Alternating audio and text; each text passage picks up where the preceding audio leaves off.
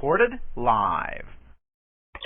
Hi, everybody. It's Thursday, September 29th, 2011, and it's time for a call with Constitution Man. So he'll be coming on as soon as he does. We'll put him right on. I don't see him here yet, but I hope you're all having a nice fall month. It's been really kind of weird weather-wise. If anybody wants to talk, press star 8 and I'll unmute you. And while we wait for Constitution Man to come on the call, I hope everybody's had their dinner and doesn't have to run off. That's usually what happens, but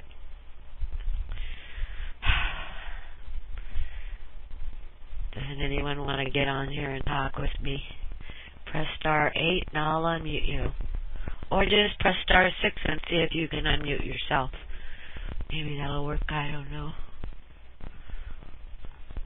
But, what's new? Oh, I have some good news to report.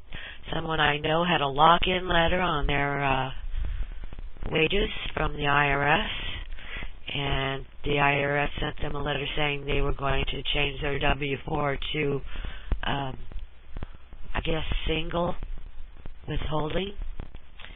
And they wrote a letter back, one pager, one paragraph pretty much, basically stating, the question, who's the public servant here, you or me? And they got a nice letter back, I just found out today, saying that they were going to change they were going to remove the lock-in deal and not change their W-4 and leave it the way they had originally filled it in, and no one was going to touch it. So that's a good thing. I thought that was pretty exciting. They were so worried about their check getting dinged by the IRS, and now that isn't going to happen. So just goes to show you.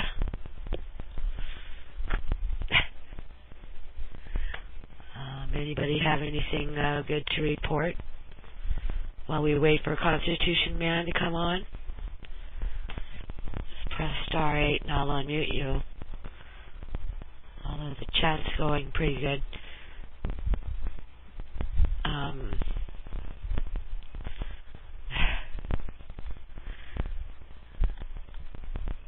Elenin took a wrong turn at Pluto.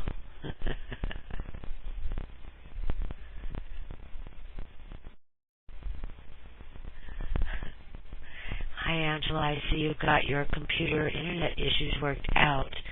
Well, if you're talking about last week, I don't know what they're doing. Sometimes my cable company, somebody sabotages their equipment or something. I don't know, or they're upgrading or who knows. It just goes off. Am I not speaking loud enough?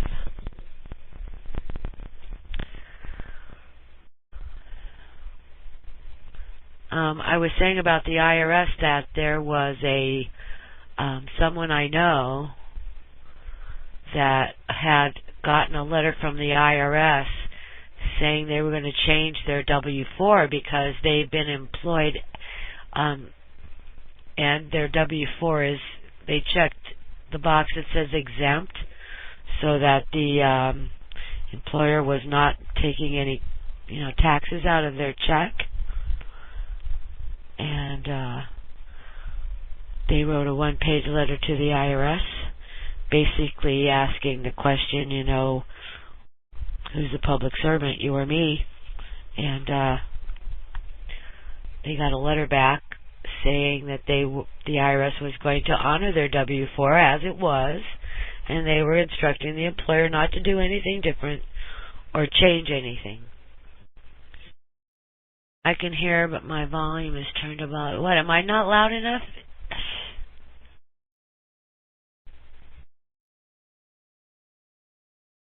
What's the call ID for this call? It's 39904. Should be up at the upper left of your screen. Call ID 39904. You'd like to have that letter? Well, if I can get it. I was just told about it.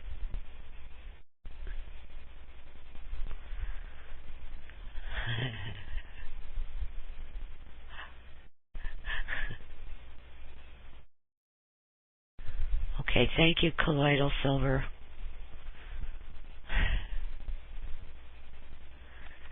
Okay, there are a lot of people in the chat room.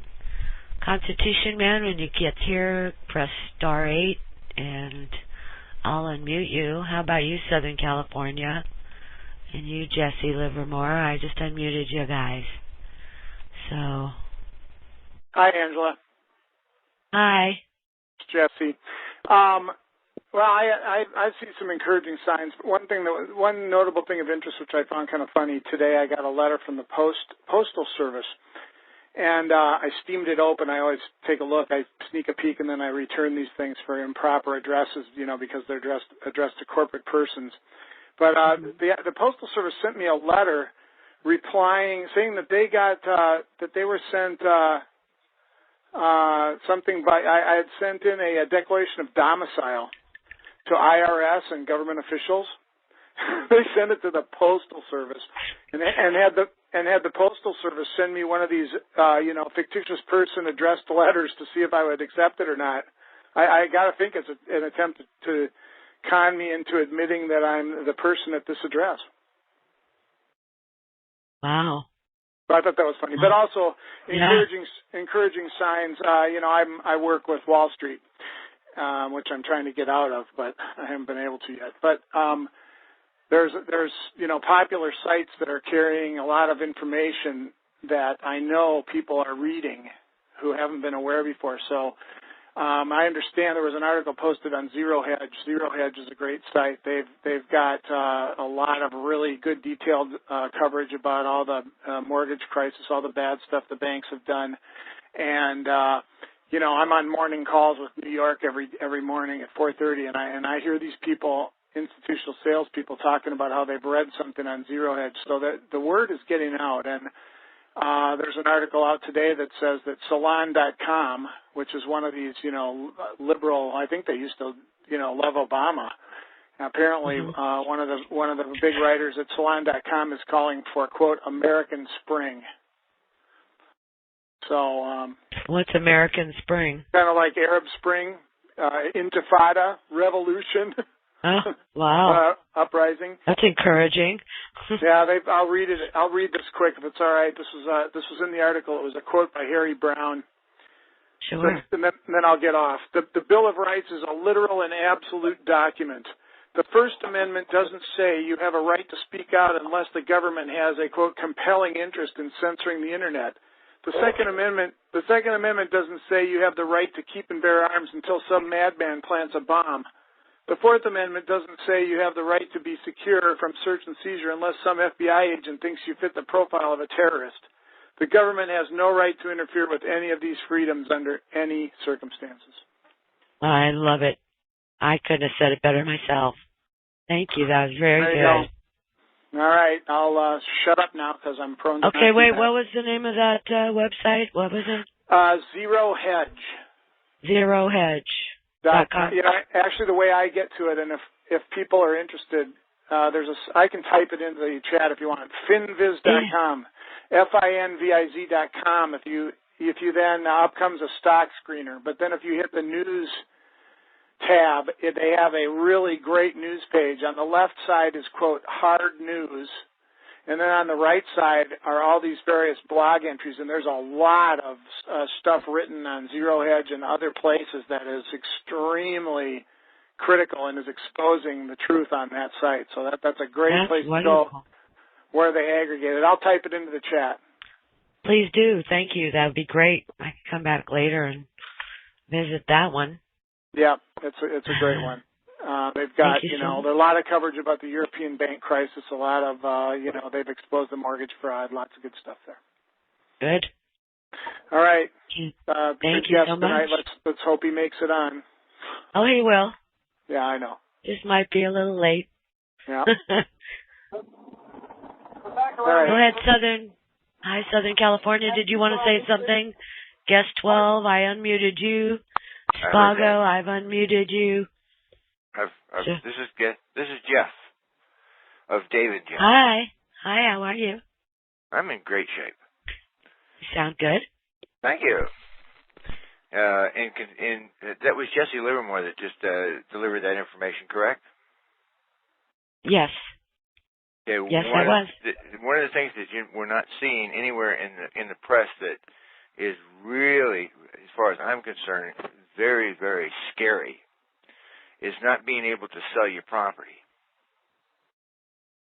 What do you mean? Because you can't get title insurance.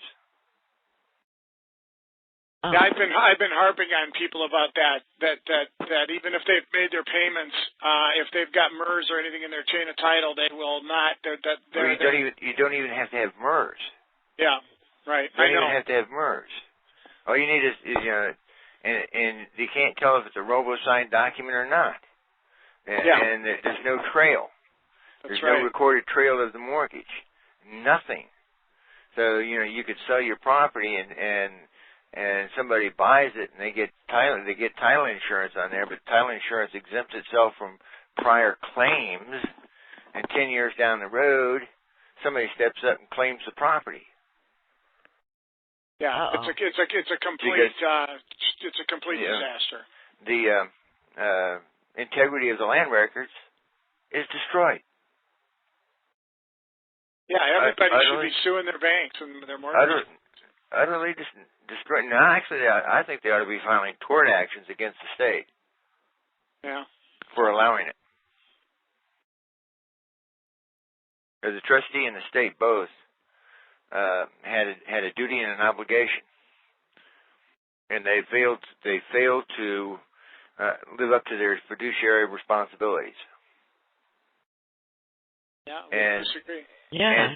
And to address your statement about the Bill of Rights, well, I'm a little concerned right now that what the Supreme Court has before it in the form of Obamacare could destroy all that. Utterly destroy it. I noticed that there was an article in our paper that former Justice Stevens, who's 90 years old, came out and said he thought they would allow Obamacare. Yeah, well, that'll be the first time that the government has ever been able to dictate what you will do. They can't. They can't tell you to contract without the ability to. If the Supreme Court says they can, they will. They'll try. Well, we'll see.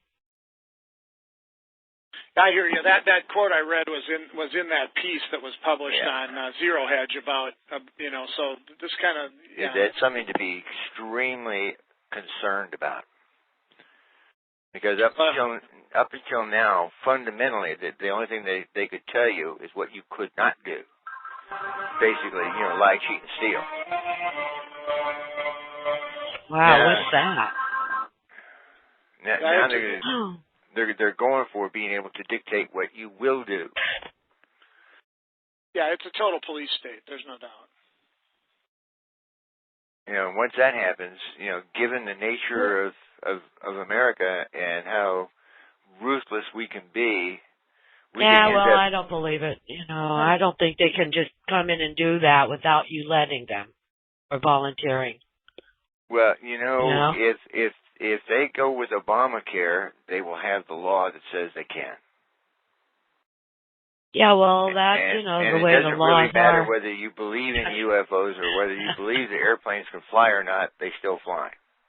Yeah, well, I just think, I like what Dean Clifford has to say. You should know who you are, and everything's about contracts, because that lock-in letter was just removed on the premise of, a conditional acceptance that the IRS had authorization, to change that person's W-4. Well, let me tell you a little secret about that. The law that gave them the power to change the W-4 was repealed about 7 or 8 years ago. They know it. Yeah, well, but they throw everybody else under the bus if you don't know it and you don't come back with a challenge. Well, that's true. They do. But, well, that's the same deal with this Obamacare crap. Who would change the W-4? The employer. Right, but that's by instruction of the IRS. Right, and if they're afraid of the IRS, your ship gets sunk. Right, but if you respond properly to the IRS and they remove that threat of lock-in or whatever they tell the employer, yeah, then you're. I've already been down the route.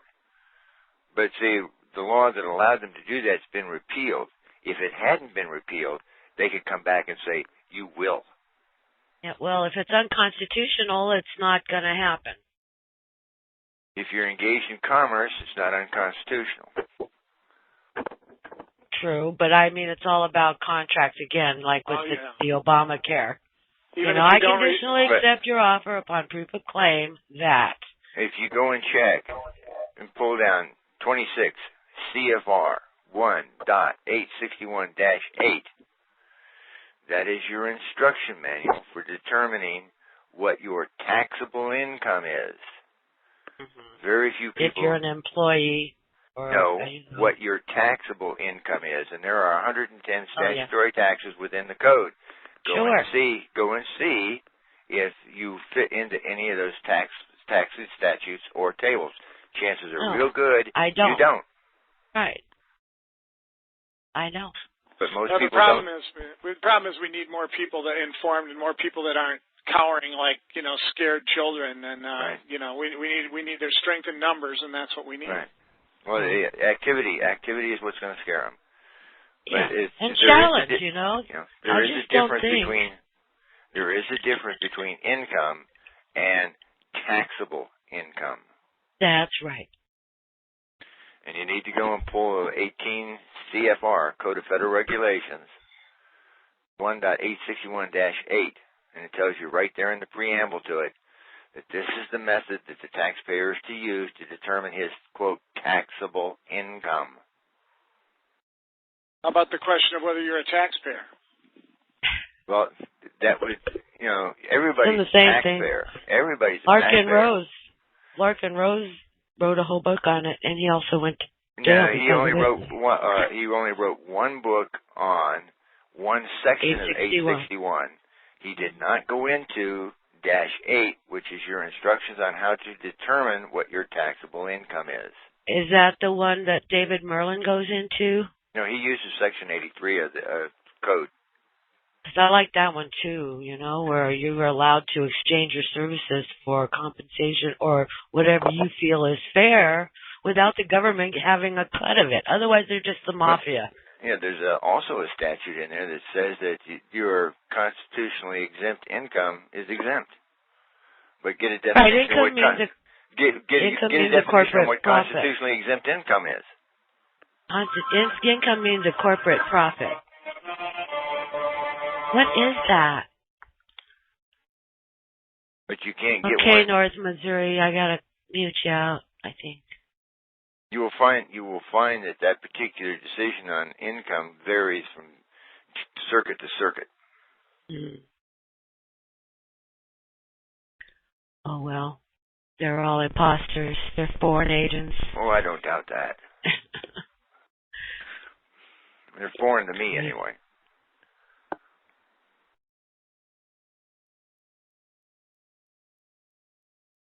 But I don't think they can compel you or make you do anything. You have to bend over and accept it. Well, that's the way it is of government. But with the incorrect ruling from the Supreme Court on Obamacare could end that. And that's what I'm concerned about. I wonder if they got enough balls to do that. Pardon? I wonder if they've got enough balls to do something like that.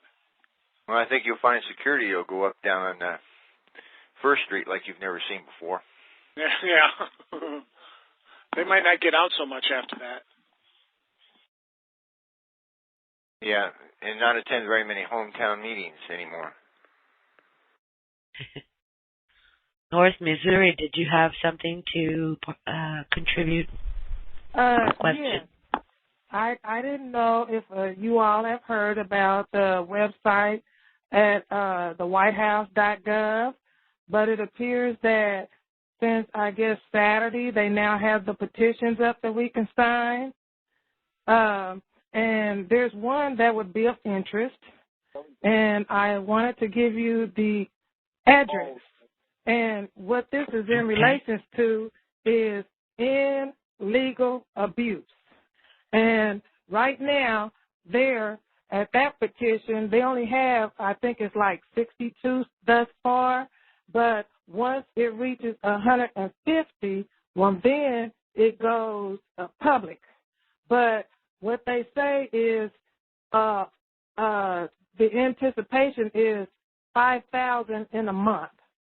But I went on the website to try to see if they had a search where I could just say White House petition, but I want to give you the address.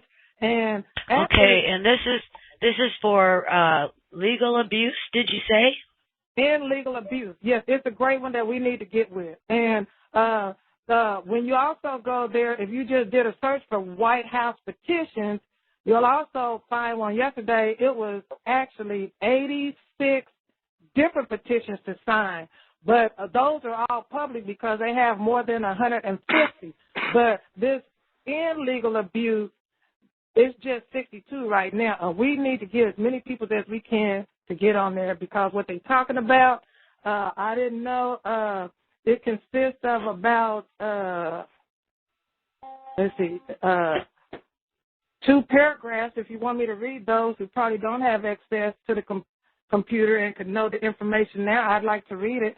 Go ahead. It says, we petition the Obama administration to end legal abuse, establish a constitutional amendment that, number 1, guarantees everyone, without exception, who has evidence of injury due to negligence and wrongdoing by anyone else, without exception, the opportunity to freely and fully present their evidence to a jury that is empowered and obligated to investigate, judge, and remedy legitimate complaints in a timely manner, and 2, hold accountable anyone, without exception, who obstructs or fails to uphold this right.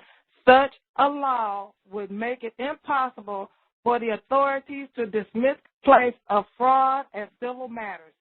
Such a law would make the justice system function as most of us want and expect it to.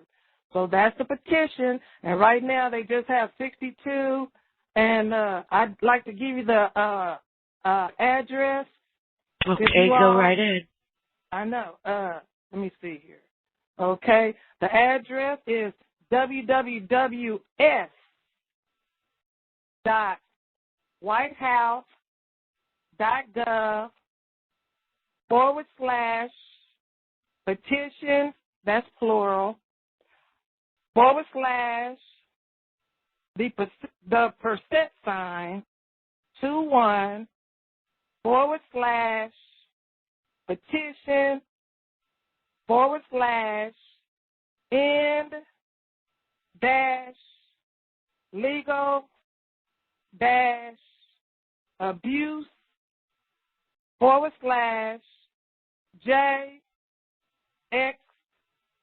JXQ capital K, capital V, then regular Z, then capital S, and capital Y.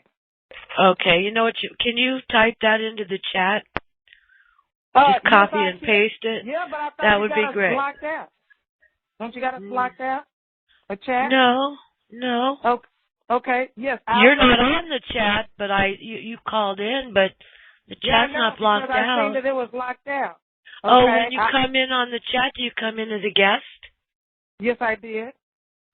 That's why all the guests are blocked out.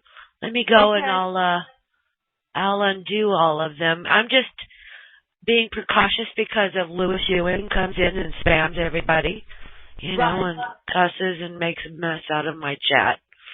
So, I don't like that. So I'll go ahead. Come in and I'll go ahead and open it up just for that. And then I would suggest that you mention it several times throughout the show in case someone misses it, because this is very important. We got to get the word out. And that's all I had to say. And it's about we the people. That's what the petition is saying, we the people. Okay, good. Yeah, I just unblocked all the guest chatters. I'm coming back. I'm coming to do that because we got to do it. Have a good day. Okay, great. Thank you so much. Mm-hmm. Okay. Annabelle 88. Go ahead. Anna 88 Bell. Hey. Hi. Yeah. Hey, look.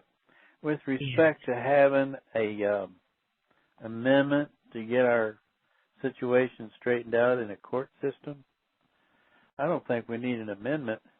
I think we need to learn to do the proper things in the court system along with what's on oneheaven.org, because all these judges have taken secret oaths and they're running a different court system on us without our knowledge. And the gentleman that set up oneheaven.org spent 30 years studying to see what's going on, and he's pretty well got it laid out. And there may be some other links there that you might want to go check out. Marie Janet's got him into, her case has been in 4 different courts with 4 different numbers, and on 3 out of the 4 courts, the judges looked at her and her paperwork and got up and walked out. The 4th judge cannot walk out because if he does, he's fired from the system and can never work as a judge. So you might want to take a look at that. Thank you. Thank you. Okay. And moving right along. Hi, Calico 06. Hey, Angela. I just have one thing to say. I would be extremely cautious going out on anything that has to do with that .gov because the wingnuts up there are trying to collect as many email addresses as they can so that they can slam everybody for donations to get this clown reelected. So that's not part of my game. So I'm not going out there for nothing. Okay. Okay. I think that's what I think about Twitter and Facebook and all of those, and everybody lets everybody know what they're doing. It's like, we might as well put an RFID chip. You don't even need to put the RFID chip when everybody's telling everybody in the world what they're doing. So, I don't sign the petitions myself, but everyone out there that wants to participate in that is free to do so. I think everything has got to be, I don't know. Well, everybody has a decision to make as far as that stuff goes. Shouldn't be listening to other. Go ahead, I want as far away from him and his clowns as possible. I think he's a communist. I don't care for any of them. I think they're all wingnuts up there. And if they can take this country down, they're going to damn well try to do it, but they're going to do it with me and my signature. So, well, I don't know. They might bring the government down, but they're not going to really bring the country down. It'll be here long after we've come and gone. But the people we are resilient, us Americans. And no matter what they try, governments fall and rise all the time. But the civilization, the people keeps going, right? And the more awake we are becoming, the more we're able to take responsibility or control for our own actions and, just stand up to them and say, no, who the hell's the public servant here, you or me? You're 100% correct. I think that's the magic words. Those are the magic words. Okay. Well, I appreciate you letting me add 2 cents. It's okay. I personally, this man makes me want to puke every time I have to look at him or see him or hear him. He's a nuthead. Well, geez, I've felt that way about the last 5 presidents. Well, he really got under my skin, for both. Because I thought, who the hell are you to introduce this clown that never even had a Boy Scout troop? Yeah, but they're all the same. You know, it was that way with Bush Jr. I mean, they're following an agenda. And it doesn't matter the party affiliation.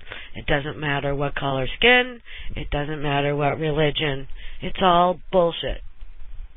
You're right. And we don't have to take it. We don't have to comply. You know, we don't have to bend over.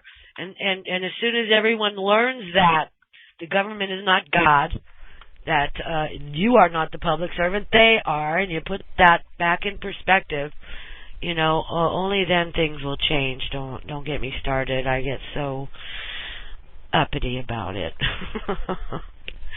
And I don't like to do that. I'm up on that high horse right now. I need to shut my mouth. You know, they're just a corporation. They're a fictitious entity. We're real. We're men and women. We are the creators. We are the workers.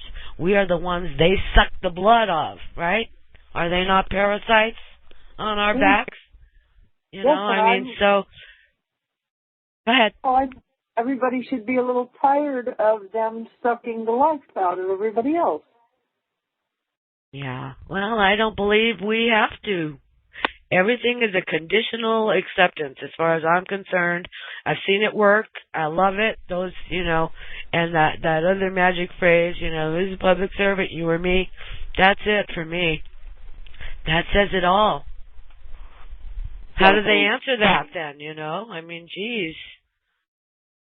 But anyway, there's a message that just came on and it said, the number of chatters has exceeded max. All new people will enter chat muted. So I hope that young lady that was on Missouri, did she get a chance to type in that URL? I think she did. Okay, good. George Allen. Go way back, because it's there. Okay, we're waiting for Constitution Man to come on. Hello, Angela. Hi. I totally agree. That's exactly what I was going to say, what you just said about all these presidents. I'm 43. I've never voted for any of them. I've never voted once in my entire life, and I don't plan on starting next year or anytime soon. But even if you did vote, I'm getting feedback. Oh, my goodness. Where's that coming from? Even if you did vote, you didn't vote for any of them. I've never voted. It might be coming from me. I'm muting myself so that it don't feed back. If it's me, it shouldn't. Oh. Yeah, I'm muting myself after I talk. Okay. Testing 1, 2, 3. Sounds okay now. Well, I keep muting myself. No. I'll speak and say what I got to say, and then I'll click the mute on my mic so it doesn't feed back. Okay. Do you have anything else to say? Oh, I was just chiming in. I was going to say exactly what you said about voting and all that. I was going to say exactly what you said, and then you went on, so I had already had my hand up, so I figured I might as well say hello. Oh, I'm glad you did. We were emailing earlier. Glad you were able to make it. Come on the call. Me too. Me too. I'm sorry. There's a delay, you know, and it kind of interferes with responding properly. Hey, thanks TalkShoe for that. That's TalkShoe for you. Yeah, I guess, or the internet. I'm not sure.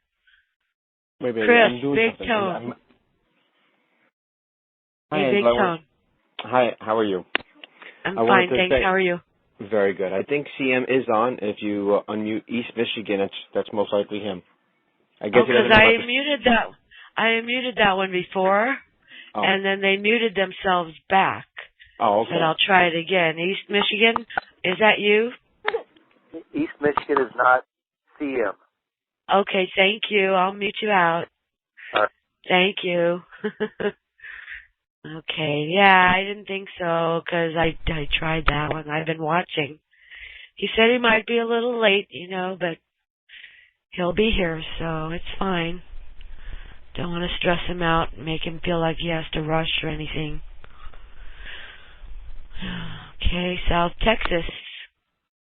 Go ahead, South Texas. Yeah, can you hear me? Yes, I can. there was, I don't know if y'all heard last week, another sheriff in Wyoming. He sent notice to all government agents that for them, if they come into his county, they have to come and talk to him first before he approaches any of his constituents. Oh, that's wonderful. What sheriff was that?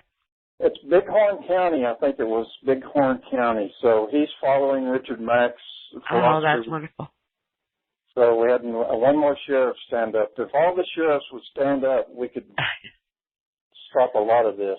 I know. That would be so wonderful. We can stop all seizures, unlawful seizures and takings and, interference, intrusions in people's lives by these imposters pretending to be government officials. Damn it. But that's wonderful news, Another one, and then another one, and then another one. That's the way. Yeah, FDA raids on people's gardens. I mean, give me a break. Yeah. That would stop all of that. Unfortunately, yeah. I'm in a county where the sheriff is a little corrupt himself, so I don't know what kind of good we can do. Oh, me too. I'm in LA. Yeah, well, 4th of July, I'm in the middle of the country. I'm in the Blue Ridge Mountains of Virginia. 4th of July weekend, one of the deputies, the sheriff knew about it because the deputy had been messing around with the evidently the sheriff's daughter is what the word on the street has been. Well, anyway, long story short, this deputy was divorced. He goes out of the county on his patrol car, catches his ex-wife at the gas station, shoots and kills her, and then takes off the opposite way from the county. Takes off the opposite way from the county, headed towards Virginia Tech, down 81, before they caught him. And we never heard anything else about it, but I've heard word on the street that the sheriff knew all about it, and that the woman had been telling him, to do something with the guy long before he ever shot her. Oh. And then, like I said, then it was all hushed. It was off the news. You don't see nothing in the paper. Nobody's heard anything. People went around and signed petitions. Yeah, speaking of petitions, there's a little friendly advice right here. It just hit me just now when I was talking about this. I didn't even aim to, but yeah, the town everybody put out a petition on this guy to get this sheriff evicted and get him took out. Did anything happen? No. So I mean, it's just like voting. It's just like voting. Yeah, but I mean, still, you're supposed to be able to sign a petition. If enough people sign it, he's out of there. Well, shit, they had plenty of signatures, but yet they never got him out of there. Yeah, I don't know. Hey, let me ask you something. Wait a minute. Let me ask you something. Have you ever had a job? Have you ever had a job and not done your job? What happens? Do you stay on that job and continue to get paid? No, your ass gets fired. You're gone out the door right on the spot. You collect your last bit of paycheck if you're lucky to get that, and your ass is gone. But yet with these bastards that we vote in, well, I've never voted, but everybody else has, that they vote, they're in there and they stay forever. They get a friggin' retirement long after they're gone for the rest of their life, which is bullshit. In my book, you serve 2 terms, you get paid for those 2 terms. When you get out of public service, you go and get a job just like everybody else. No friggin' retirement getting paid the same amount. That's bullshit. Feel better now.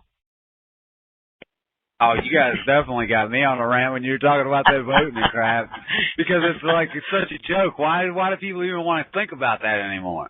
I mean, because they think they have something to do with the outcome.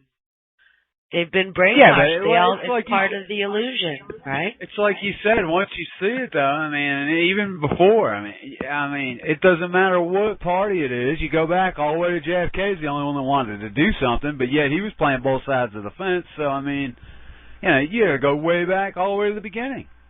And even then they were crooked. Even then, look at John Henry. And I'm right next door to Henry County. I mean, they call it Patrick Henry. Patrick Henry. I didn't mean John Henry. Patrick Henry. I'm right next door to the county that's named after him. And what county do I live in? Franklin County. Who's it named after? Ben Franklin. Okay? I mean, I've been all through the history of the East Coast. I was born and raised in Rhode Island. I've been all over Plymouth to Jamestown and everywhere in between. Every battlefield, Manassas, I've been there. Monticello, I've been there. You know what I mean? The history's been my thing. And then when you find out that it's all a pack of lies and that the U.S. is still under British law and always has been since day one. Since day one. Yep. None of the presidents. I mean, do people even realize there was 8 presidents before Washington? How many people know that? A lot of us do. How many people know that? But I mean, how many average people? I'm not talking people on the call. I'm saying okay, people in general. Calm down now, George. Calm down. I am. I'm saying people in general, though. How many people know that? Take a deep breath. Nobody knows that. A lot of people know it. Just not enough. People that vote don't know it. No, all they know is, that they have a duty to participate in and think that they have something to do with the outcome, but they don't. Everybody believes but see, we're all working TV. Well, we're all working on getting out of the system, right? But the only way I see it, too, even if you get out of the system, we're not truly free until everybody's free is the way I look at it. Mm-hmm. You know? So, and the only way to wake up the country is to start with the beginning. You can't come at somebody that don't know, have a clue, and start talking stuff like we're talking about on here. Because it just locks, it locks them right down. And that's I've only been looking at this stuff for about 2 years. I've known and felt it since I was 9 or 10 years old. I was like, this ain't the way this country's supposed to be. But then now, past 2 years, I've recently, enlightened big time. Know everything, the whole 9 yards. It's a big puzzle. Put it together and you see the whole thing. But yet, get people on a mass scale to all want to be learning and sitting in these rooms, having rooms like, 1,000 people, 2,000 people, 5,000 people. That's what the way it should be.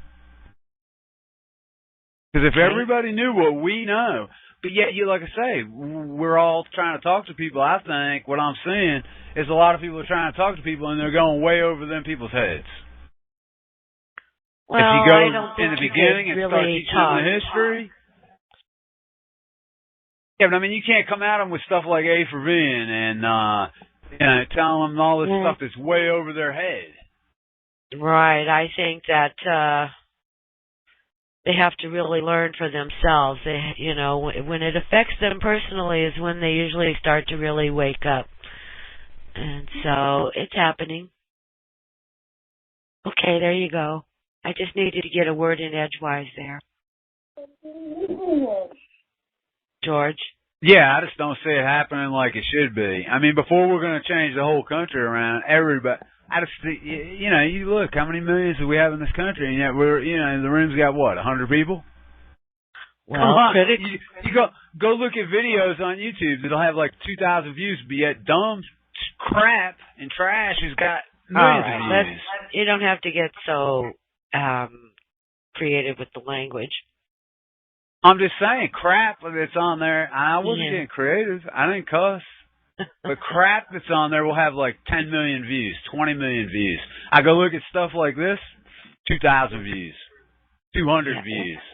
I mean, and when we get a mass scale of people like what we're all learning in here, can you imagine the turnaround then? When you got thousands of people doing this stuff, going into courts and making them, like you say, who's the public servant? When you got 10 people doing it, they can brush it under the rug. Or 100 people here, like we got here, 100, 200,000. Well, maybe, 20, 50,000 people out of the whole country probably are doing anything. I don't know. I would say it's more like 2 million. You think? Yeah, I do. Actually, if you want to count the whole world, there's people all over the world that are... all over the world it might be 2 million. I don't think there's that many. I'm talking about in this country here. Yeah, I don't think... I don't see it. I don't see the numbers, though. Well, they just don't speak out or they don't come on these calls, but they're there. I wish some of them would that claim that they're out of everything and got to what we all want to achieve. Well, you don't necessarily have to be out of everything if you learn how to control it and use it. And that's it. I think that's the way to really get. You have to be. I mean, unless you want to live like a poor person all your life, and not have better toys than you did, 5 years ago, you're going to have to learn how to live in the system somewhat, at least until critical mass, until a majority of the people are, you know what, mute yourself out there. I'll do it here because I'm getting feedback. Until the majority of the people, or not even the majority, but a good percentage of the population start bartering, and then it's like a chain reaction or a pyramid system. It just, everybody starts to find out what other people are doing on a larger scale, and instead of a little slow like it is right now. But it's a lot better now than it was 10 years ago. Let me tell you, 10 years ago, we were called nuts and conspiracy theorists and things, and now it's pretty much common knowledge. See here, Time Savers, hi. Did you have something to say? Yeah, I just wanted to share some information with y'all about the 3 times I done visited court and how I done beat them traffic tickets. I had back in the accident back in December last year, and they had cited me for no right way. So I got there, and I was supposed to have been there a day before, but I got there a day after. And so once I got in there, the sheriff, I went and presented my stuff, and the sheriff was like, "Well, you didn't come to court. You're supposed to have been here yesterday. We got you a $155 ticket." And he looked at the clerk and asked the clerk, he said, "Well, how many days you got for a life to be suspended? 10 days or 15 days? And she said, "Oh, look, Paul." I said, "I don't want to hear me. You got to say you signed an oath to serve and protect." I said, "I want to talk to the judge." Once I got back there and talked to the judge to say what I had to say, they ordered me to come to trial, to set up a trial and everything. And I did everything I'm supposed to have did. I got there that Monday. They called my name. I stood up, so I am. The judge told me to come up. I told him I wanted to reserve all my rights, waiving none, before I entered the bar. And he was pretty cool. They did the same thing that Tuesday. That Thursday, they told me to come back for trial. I got there for trial. They didn't tell me to be there for the striking because I had them so confused about all the other stuff I was saying. And slow down. Don't talk so fast. Okay. And once okay, I got there Thursday, I got there that Thursday at 2. They told me to be there at 2 o'clock, but they never told me to be there for the striking to do the jury. So once I got there at 1:45, the clerk was like, "Where you was at this morning for your striking?" I said, "It don't matter who sit on the bench. I'm going to win. I'm going to sit on the jury. I'm going to win anyway." So she asked me to speak out. She said, "The judge want to talk to you." The judge walked out where I was and said, "Mr. Mack, how you doing?" I said, "All right." He said, "Well, the state trooper can't beat you. She dropped all the charges." And probably that was in December, but I went to court maybe in April because it took so long for them to get to me. And then I got 2 other tickets. I got one I had took my tag off my car and put on my van to go do some landscaping work. And I had forgot to put the tag back on my car. So when I left, I went back to my mother. I was going back. I ran through a roadblock. I didn't have no tag, no proof of insurance or nothing. So they wrote me 2 tickets for $155 a piece. So they ordered me to be there. I got there that day. And the state trooper was like, "I dropped you $35. I ain't accepting nothing." I said, I'm not paying anything. He said, "What you want to do? You want to go to trial?" I said, "Yeah." So the same judge that I had went to about this other state trooper, he told me, say, "You might as well go this day because you can't beat him." And the judge is aware. And it was this here was a white judge. And then I went in front of this black judge about some other stuff, and I started saying, "Reserve all my rights, waiving none, this and that." He started screaming and yelling in the courtroom. "I don't know it. I don't want to hear it. I don't want to hear it. I don't want to hear it. I don't know. No." And I continued to say what I had to say before I entered the bar. I said, for the record. And I kept saying it. So once I got up there, he started asking me stuff, and I asked him, was I entitled to a fair trial and all this and that. And I told him, I said, Your Honor, didn't you sign an oath for office to serve and protect? He said, "Well, I'm going to protect you. I'm going to protect." He just went to screaming and yelling. So I went on to proceed what I had to say and said all the stuff that I had to say to him. And he asked me to read over his paper and sign it for a jury trial. So I read over it. I signed it, but I signed it with all rights reserved without prejudice. And I gave it back to him. And I said, "Well, I need to know for the record, when can I come and get my motion discouraged so I can prepare my brief for the trial?" So he said, "Well, you just come back at 12 o'clock. You come and talk to me. I get everything you need." So once I went back, it was 10 o'clock that morning. I went back about 12. I got him in the clerk. When the clerk said, she said, oh, Mr. Mack, hold up, I'll get the judge, And when the sheriff said, he said the same thing. He didn't know that the clerk was going to get the judge. So when I got behind the scenes with the judge, the first thing he did was shook my hand. He said, you know a lot. He said, but let me tell you something. Let me just give you some advice. I know you know a lot. You've been steady. You know some stuff. He said, don't come in the courtroom and piss the judges off, though. He said, when you want to say stuff like that, you can't say it in front of the public. Ask the judge, can you approach the bench? He said that to you? That's what the judge said. I said, well, Your Honor, I said, you a man just like me, right? He said, yes.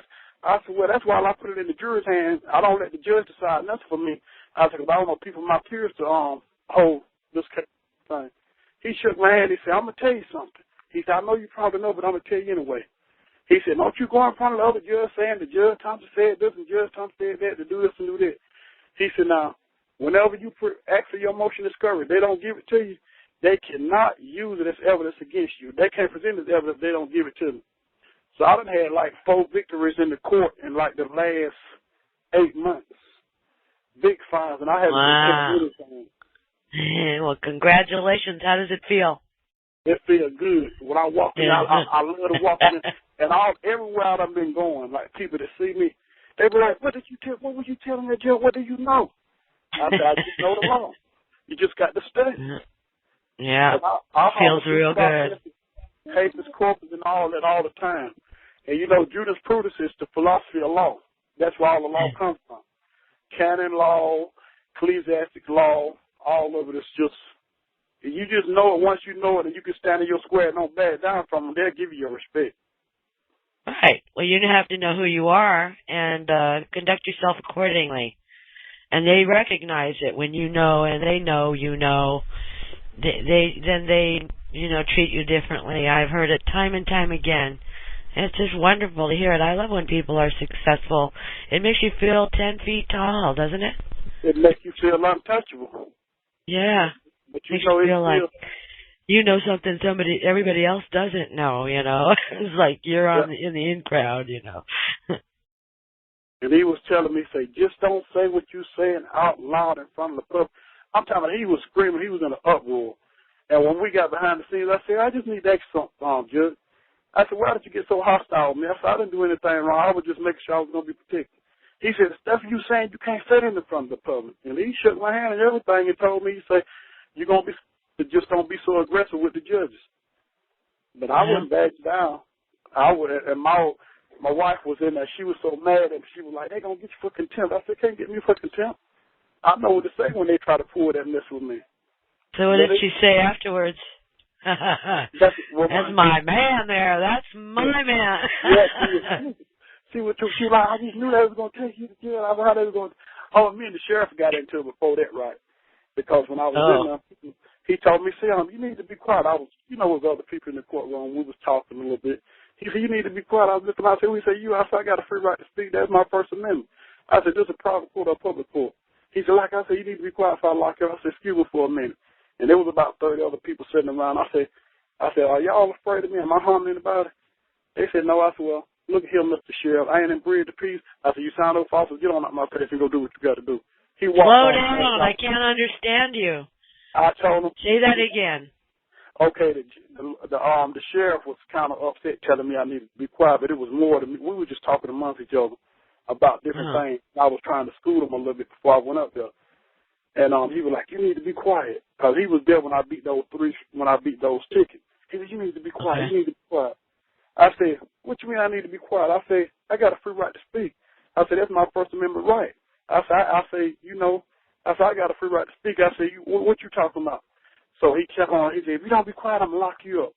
So the other people that were sitting in the courtroom with me, I looked, I said, excuse me for a minute, Mr. Sheriff, Deputy.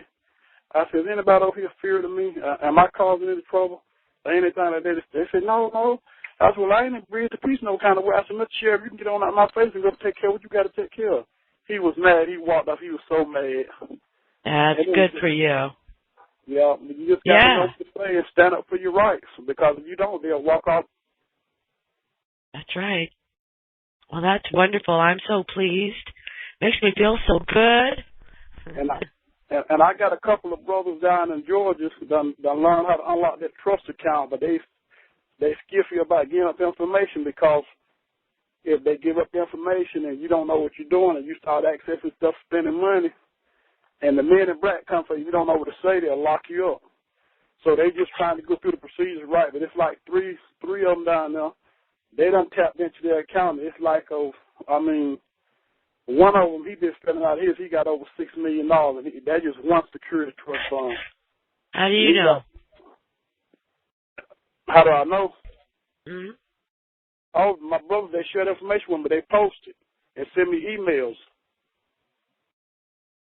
I mean, how do you know that much money is in the account and where the account is and all like that? Because it's a lot to do with your birth certificate and your Social Security card. And like on your birth certificate, it's like it'd be a number like it may say like 14069. That actually stand. I don't forgot what he said. The 140 stands for the 69 or whatever be your birthday, and the last 6 numbers on it is your security bond. That's where it's all kind of bonds that you can pull up. They just accessing certain stuff because they learning and still going, and they still kind of scared because you have to do the 1099 OIDs, the 1099 V's, Form 56 for the IRS. It's all kind of stuff you have to do when you do this. Whose process is that?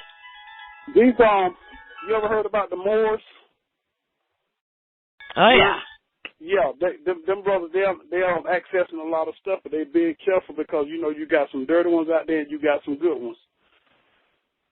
And the dirty ones, they say you all kind of information is not proper, and a lot of people have been using the UCCs and stuff, and they've been getting locked up. But the UCCs can put you right back into a contract because that's only commerce and commercial law and amateur law. So, I mean, I got a brother. He coming up here probably, I think, in 2 weeks, and we're going to sit down, and he's going to go over a lot of stuff and help me with it. And when I get all the information, I'll be willing to share it and post it. But with my computer, I got so much stuff downloaded, I got to clean it up so I can be able to send stuff because it's acting real crazy now. Oh, you might have a bug.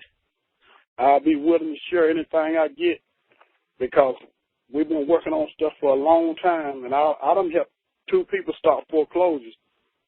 Have you?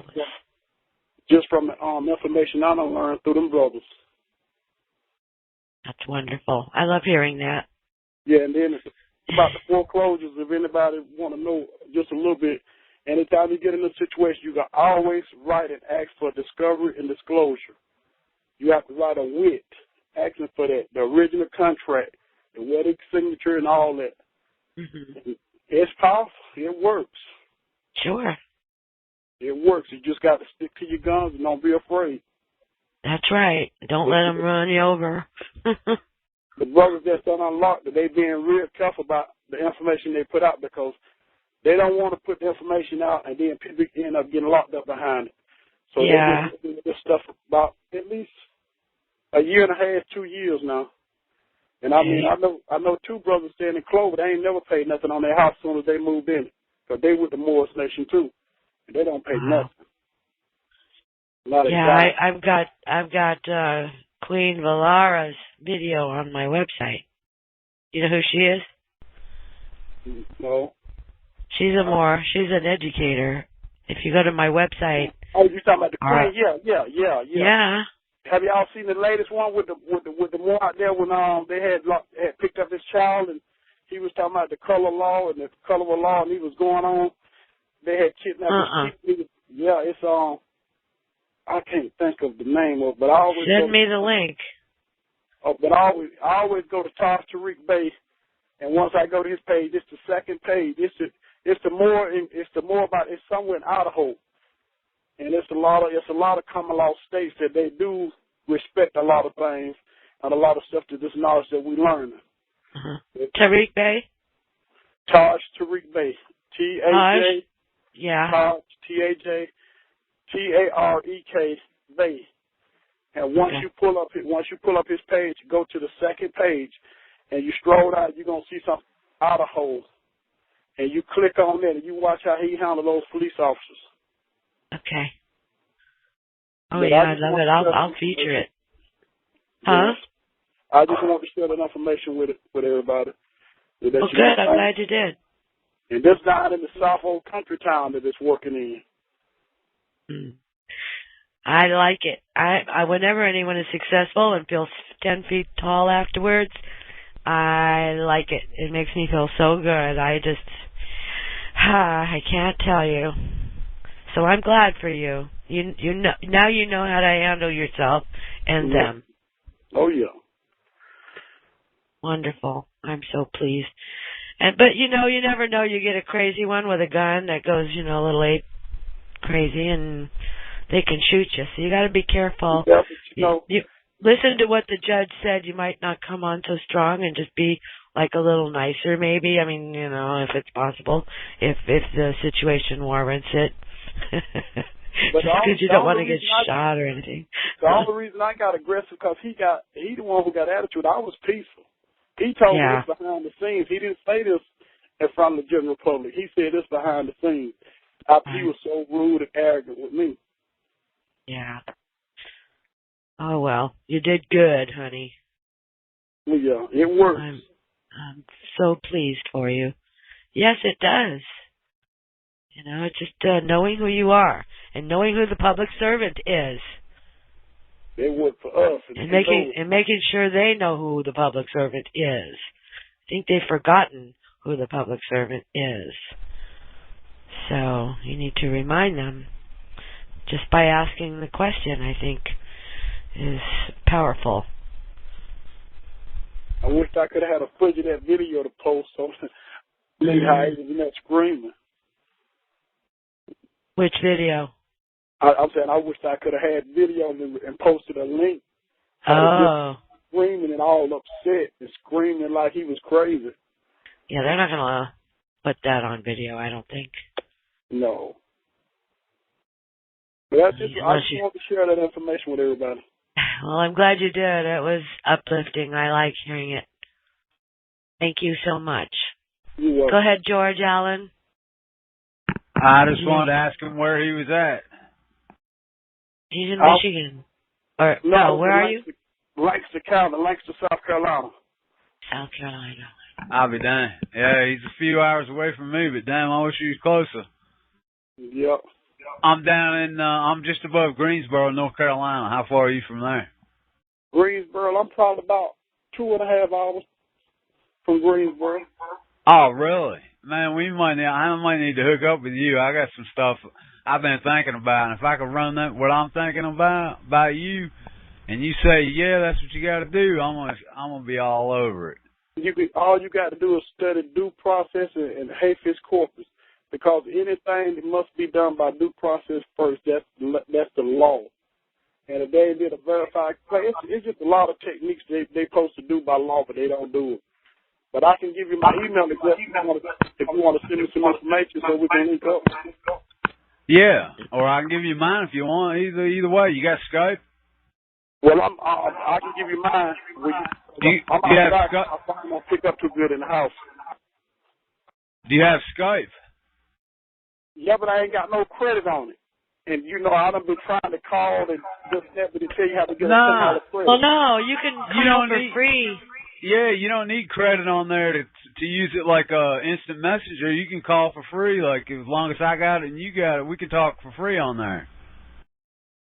Well, I got to find out what my Skype number is, because after I couldn't get it to do right, I hadn't messed with it in about 3 months. Yeah, you don't need a Skype number. All you need is a Skype account.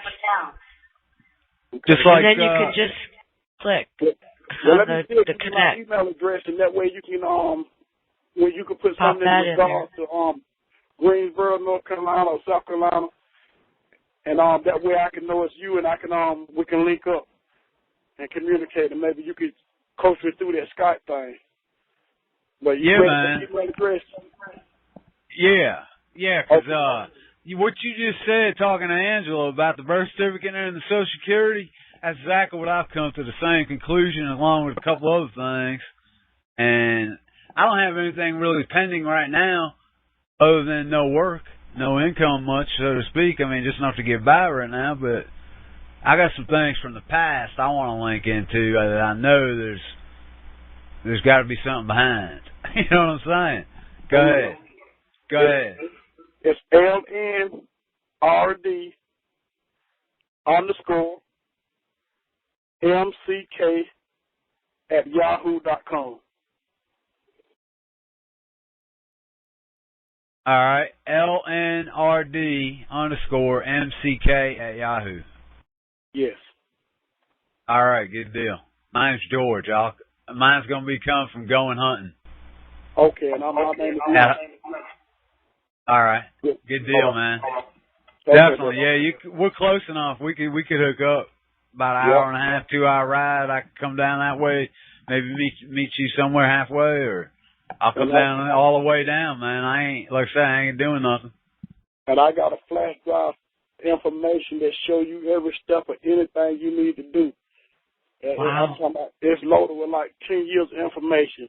How to send letters to the credit bureaus, everything about foreclosure, child support, all that. Oh man, yeah. See, I got some stuff in the past that I know I should be able to tap into, at least get me through, like you're saying. And it's all stuff like credit bureaus and credit collection companies coming after me and shit. But I ain't heard nothing. Excuse me. I ain't heard nothing from them in God knows how many months now. But every now and then they'll send me a letter in the mail saying, "Oh, your bill's like $1,500. You owe." And it's a third party, you know. I mean. Yeah, you keep all them bills and stuff they sending you. And we get together, I'll show you all type of letters you can send them to make them jokers squeal like pigs. And Jesse even got a foul website out there how you can make them jokers pay you for putting up derogatory information. Yeah. He got a lot of information too. Exactly. I went and got my credit score the other night, like 2 weeks ago. And yeah, they're all over it. They've been all over it. Those credit collection companies and stuff. So yeah, I know I can do some stuff to them. Yeah. Well, but you have to send some letters, you know, and show there's a guideline page. Well, that's the thing. The last time they sent one, it's been probably a couple, 2-3 months ago. So I kind of acquiesced on it. Mm-hmm. So I'm waiting for them to send a fresh one, you know. The other ones that I saw on there said they're already closed. A couple of them already closed out, but yet they're still on my credit score. And it said, I looked them up and they said they were closed, but yet I need to get with that credit score deal and get them took off of there. Whether they're still on there for it's already been closed. Yeah, you have to write a letter to the debt collector and the credit bureau, that's the reporting agency, and have them remove it and threaten the law firm or whatever it is, the collection agency, with those lawsuits that are the violations are on that guideline page that Jesse provided. It's on the guest speakers page. If you just click on Jesse's name, there's a PDF file there. It's got all the violations. You can collect on them. They make your head hurt. If you go bed with a headache, you could blame stuff on them for that. You just have to get them for the violation they do. Like when they keep calling you and doing stuff, harassing phone calls or calling third parties, and even when a collector, if they're gonna send something to the credit bureaus by policy and the law, they're supposed to contact you within 72 hours to let you know, and they never did it, did they? Nope. Hello? Exactly what they did, he said. Oh, here, let me unmute him. It's just that there's such terrible feedback. Go ahead, George. No, that's exactly right. Yeah. They called and everything else. And then I got so sick of it, I ended up just taking that phone out anyway. I got the Magic Jack and got rid of that phone. But several of them, they were calling. Then the collection agencies were calling. And I would tell them straight up, man, no, I ain't got no money. Sorry. That's what I told them. Yeah, then it got to be where they do what now? They was doing phone harassment. Oh, yeah, big time. Oops, sorry. It was just so much feedback. Go ahead. I don't see why. There's a lot of ways you can stop that, but you got to send them certified letters, return receipt, so they can't say, we didn't get this, we didn't get that. And you just got to know what to put in that letter to make them feel.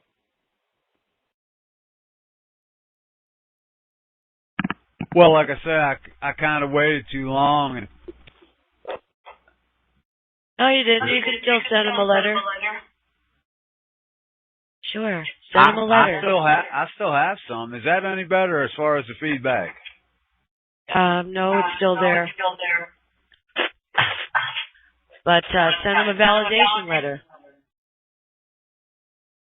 And it's real loud. Isn't it coming across real loud like that? Yeah, it's like echoing a lot. Yeah, I'm gonna go ahead. Hold on a second. Where'd you go? There you are. Hold on. Okay, now say something again. What about now? Now it sounds okay. What did you do? I turned something off in the mic. Oh, good. Is that better? It shouldn't be feeding back. It shouldn't. I don't get why it does that. Well, probably because we were hearing your speakers or something in the background. I don't know. Well, you should still be hearing them. I have. Well, is it voice activated or what? Well, it's my mic's. I'm not near the speakers though. I'm nowhere. Well, it's okay now. Well, that's good. All right. I hate to be sounding like crap on here. Yeah. You can't call in because Magic Jack won't let you call in to talk to you because they're competing against each other. Magic Jack wants to do their own conference call stuff now. So they won't let you call another conference call like this one. Well, that's not fair. No. I saw a website that had probably 5,000 posts on there. People that had Magic Jack that was complaining. And they were using the conference calls for their work and can't call them anymore either. Wow. I wonder if that was in the original contract with them. That's what I was thinking. There ought to be something we could do about that right there if we bring suit against some company. Either Magic Jack or TalkShoe. Magic Jack pushes it on TalkShoe, and TalkShoe would tell you it's Magic Jack. So they're both passing the buck. One of them's guilty. Let me see if Constitution Man, are you on here by any chance? Press *8 if you are, please. And well, I see Matt Chattanooga. You're unmuted. Hello, Angela. Hello. Yeah, I got a little question for you.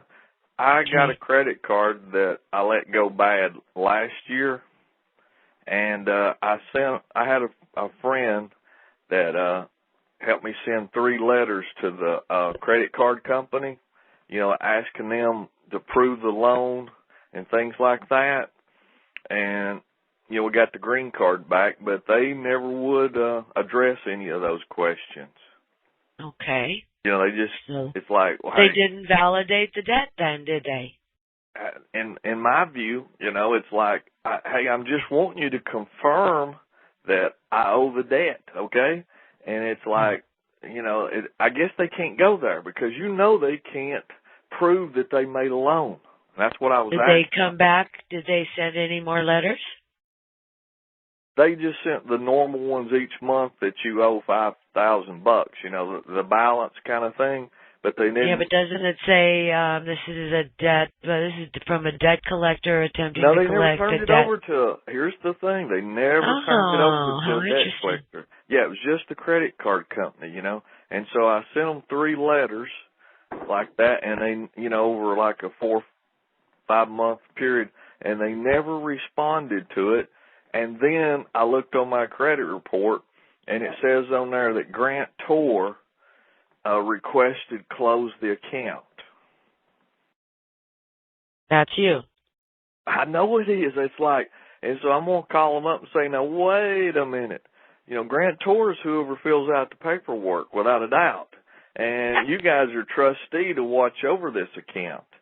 Somebody's got right here that the grantor agreed to this. So just send them a conditional acceptance. Say, I conditionally accept your, closing of the account upon proof of claim that and a certified copy of the grantor's signature.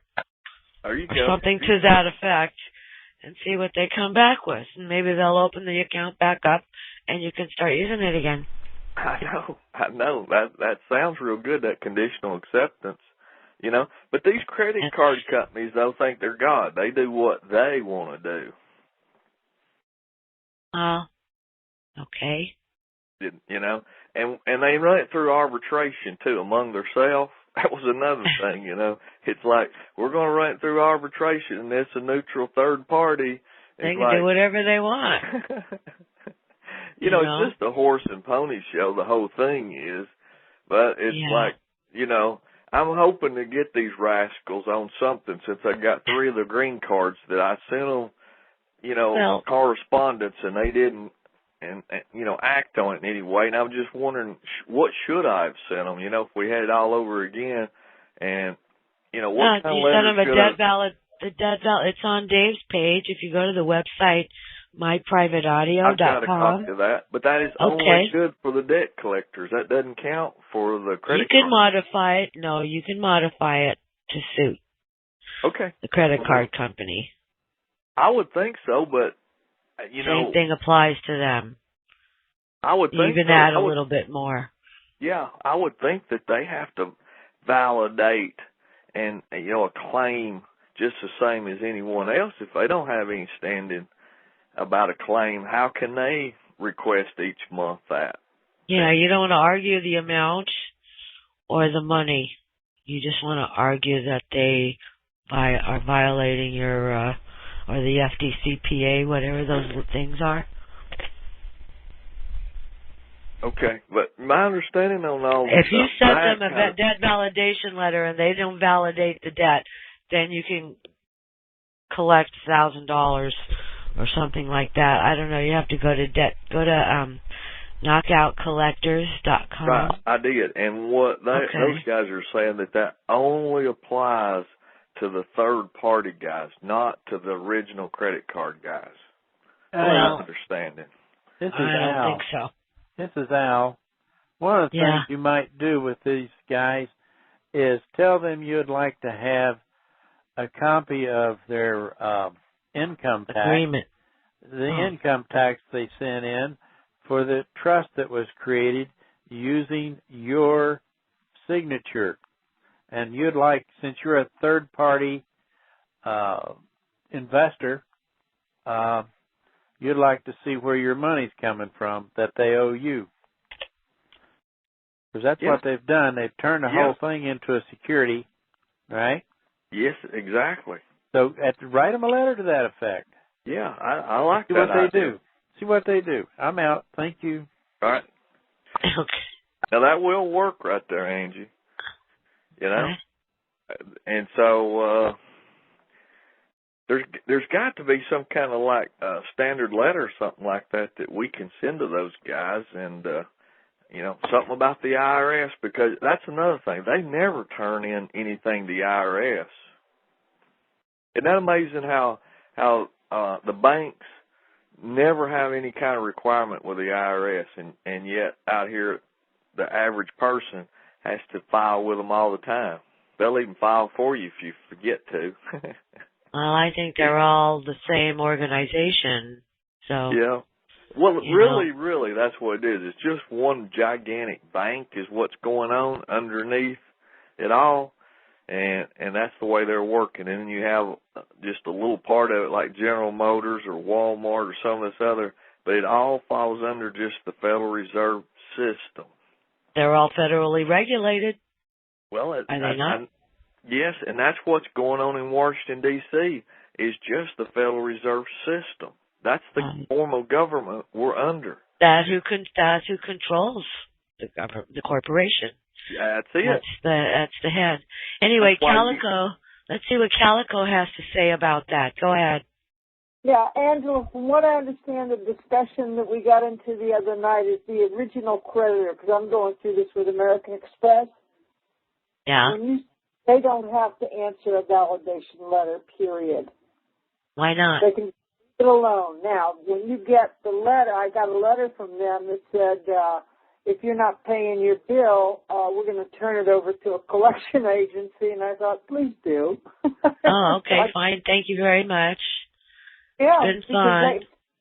They don't have to put, they're not a third-party debt collector. They're just the original.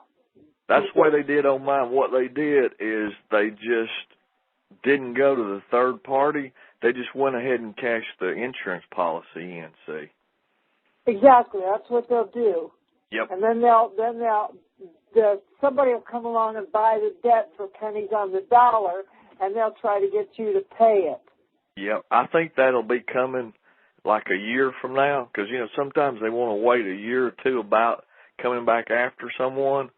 But it's like any excuse they can use to cash in that original insurance policy. That's really the way these guys play it. So, you know what? They don't lose anything, but they cry and whine just as if they lost millions, that there's no insurance back in it and all that. And I had Chase dismiss one and turn it over to the income tax. They gave me a 1099-C and turned it over to income tax. So they're wonderful. They're just wonderful people. And you've got somebody on here that's Whoop-de-Doo. Was that on Dave's site? Looking for a validation letter. Dave had several out there, but I don't know if he left them up. Yeah, they're there. Okay, then she can just go out there and they're right sitting there on the site. They go to myprivateaudio.com and then go to Dave Mack. Click on that, and then it's right there at the top left of the page. It says Debt Collector Letter 1 and Letter 2. There's two of them. There's a follow-up letter there. Where is it? And she said she didn't see it, and it's sitting right there. It's at the top of the page. He's revised those, too. So, if you get on Jesse's site. There's two tabs. One says Debt Collector Letter 1, and it's in red letters. And then just above that is a smaller tab, and it says Letter 2. And it's just, if you see the picture of the banker and the people at the chessboard, it's just to the upper right of that. There's two links. If they were any bigger, they'd knock you out. But I know that Dave has made them. One of them is 4 or 5 pages. I know that he's condensed them down now, and they work every time, just the way they are, every time. So, although I've added one more question, and that is please send me the CUSIP number on the application. Yeah, that's what I want. The CUSIP number from the application. I like that thinking. That was a good one that you added on there. Well, John Stewart brought it up. Asked for the CUSIP number when on these foreclosure mortgages and whatever. The last 3 times he was on that you had him on his program, boy, he was so good with the things that he was, bringing to our attention. Is he going to be coming back anytime, you think, this month? Gosh, I hope so. Right now he's fighting his own case. They're trying to get him for murder. If anyone can donate to his cause, it would be greatly appreciated, because now, the government is saying they're not going to pay for the testing of the evidence from the car, his vehicle. And so he has to do it, and it's like $15,000, and he's not allowed to get a private organization to do the testing. It's got to be someone with the court's approval. And so it's like $15,000 to do that, to show the evidence that he's not guilty. But, I don't know. Well, I'll be glad when he hurry up and wins this, so he don't have to worry about this anymore. He can go forward. Yeah, he can get on his Harley and take a righteous putt off into the sunset. I have to worry about any of this. Yeah, I look forward to him saying that, on his show, coming on there and saying, finally got everything either dismissed or he won. Yeah, I'm taking a little vacation. God, that's what he needs, he's just... Yeah, he's non-stop researcher, Yeah, I was going to say, wonder what he could come up with on his brain once he didn't have this, weight on it, that he could become a free thinker once again. He's really come up with some good stuff. Well, he does anyway. He's like one of those people that are work best under pressure. Well, he's got the pressure. No kidding. And he takes on, the pressure of the world, it seems like. Boy. At least he says he does, so I think he does. And, he gets real frustrated. And he doesn't have patience. He's stressed out, poor guy. Yeah, I can only imagine. I can't. To have a murder charge hanging over your head, I just can't even I know. fathom it at all. I know. And then he knows he's innocent. And only money is all he needs, and he could clear himself, But he's broke, and it's a struggle, It's such a catch-22. Yeah. But I admire him. He's very intelligent. He's figured out all kinds of great methods of getting your house back from the illegal foreclosures. Even the lawyers are going, paying him for education. So that says a lot, in my opinion. Sure does. Okay, I'm going to drop off here then, Angela. Thank you for being there. Thank you. Good show. Thank you. Thanks for coming on. Bean, you had your hand up there. Hi, how are you? KMA Club. Hello. Yeah, what have they got him on a murder charge for? I hadn't heard about that.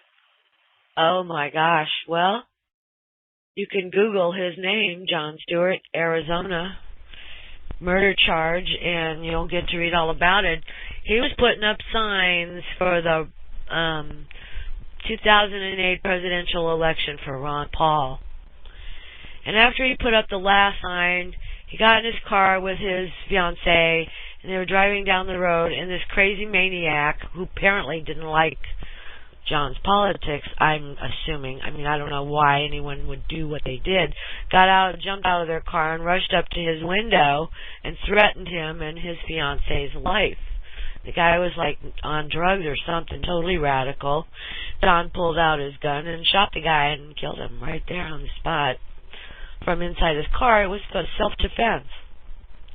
You got a crazy guy running up to your window, threatening in a threatening manner. I don't know if he was waving a gun or a knife or what, but you could read this story.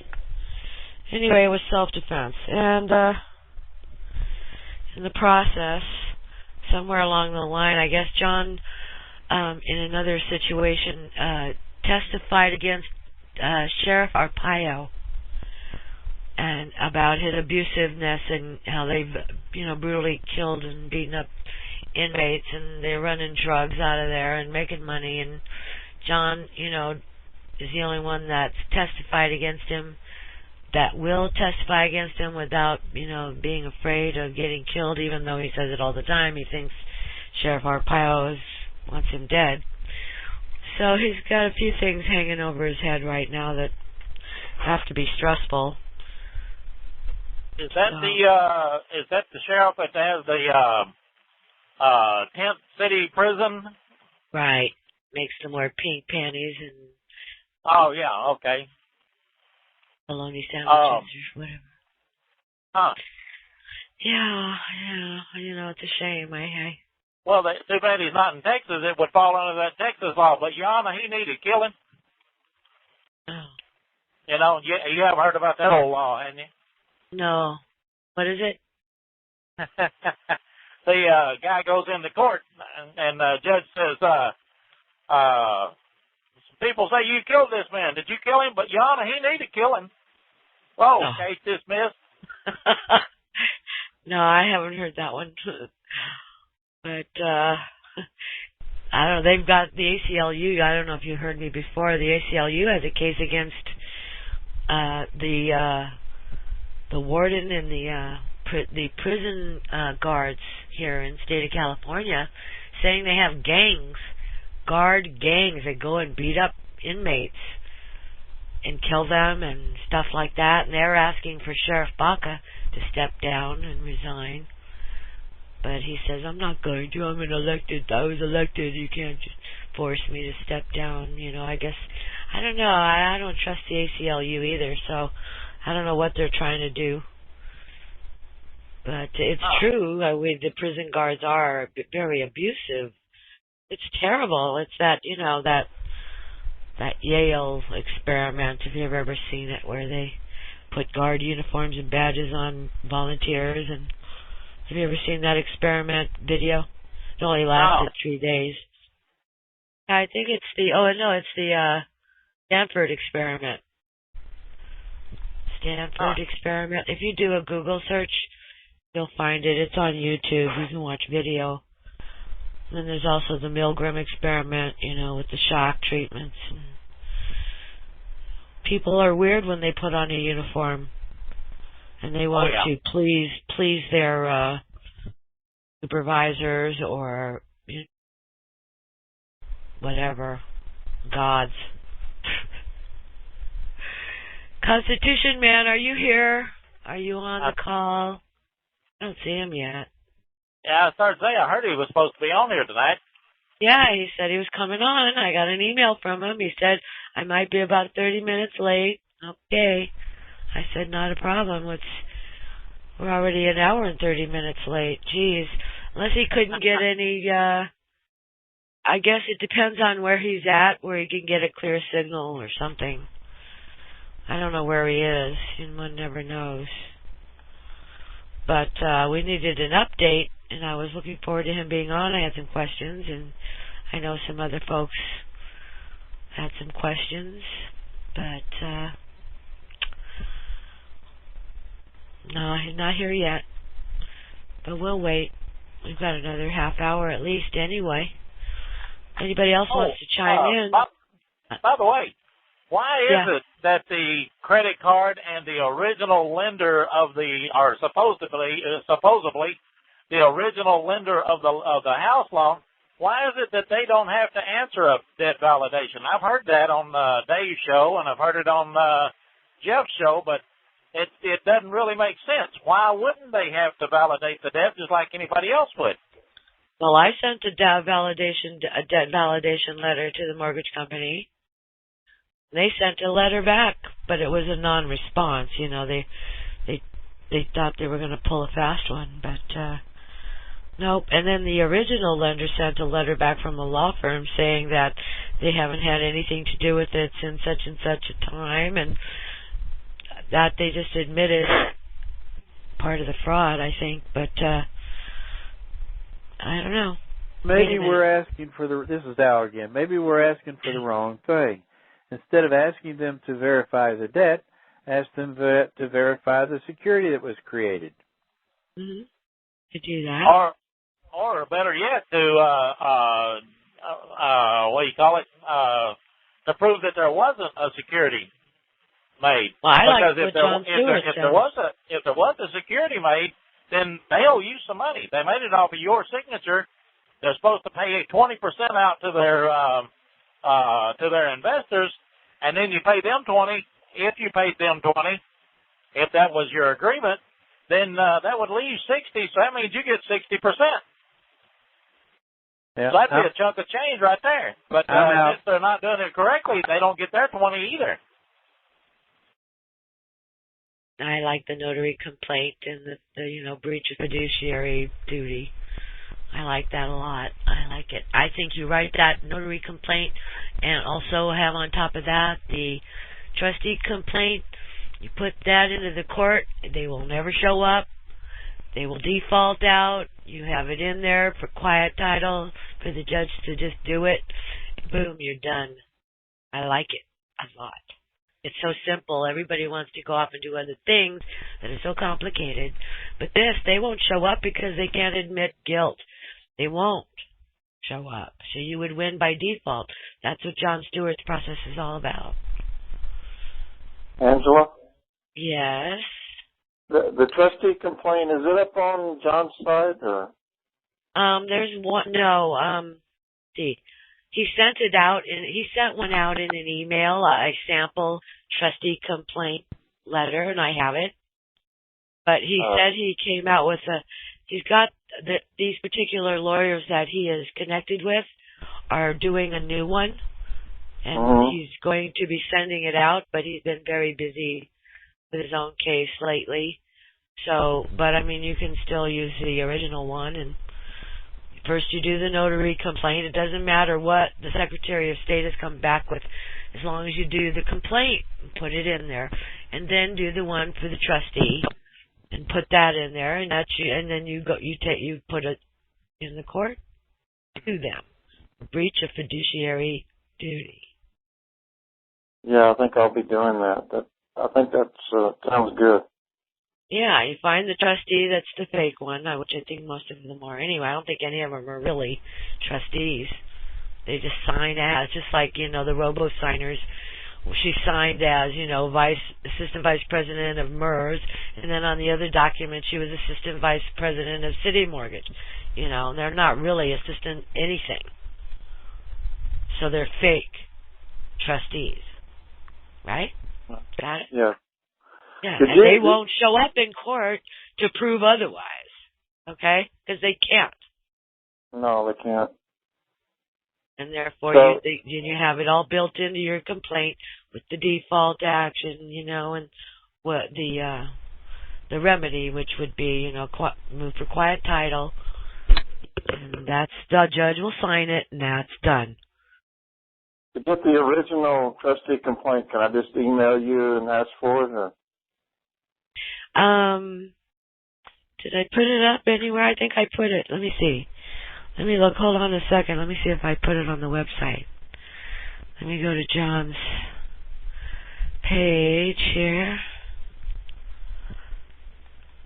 And, because I think trustee litigation,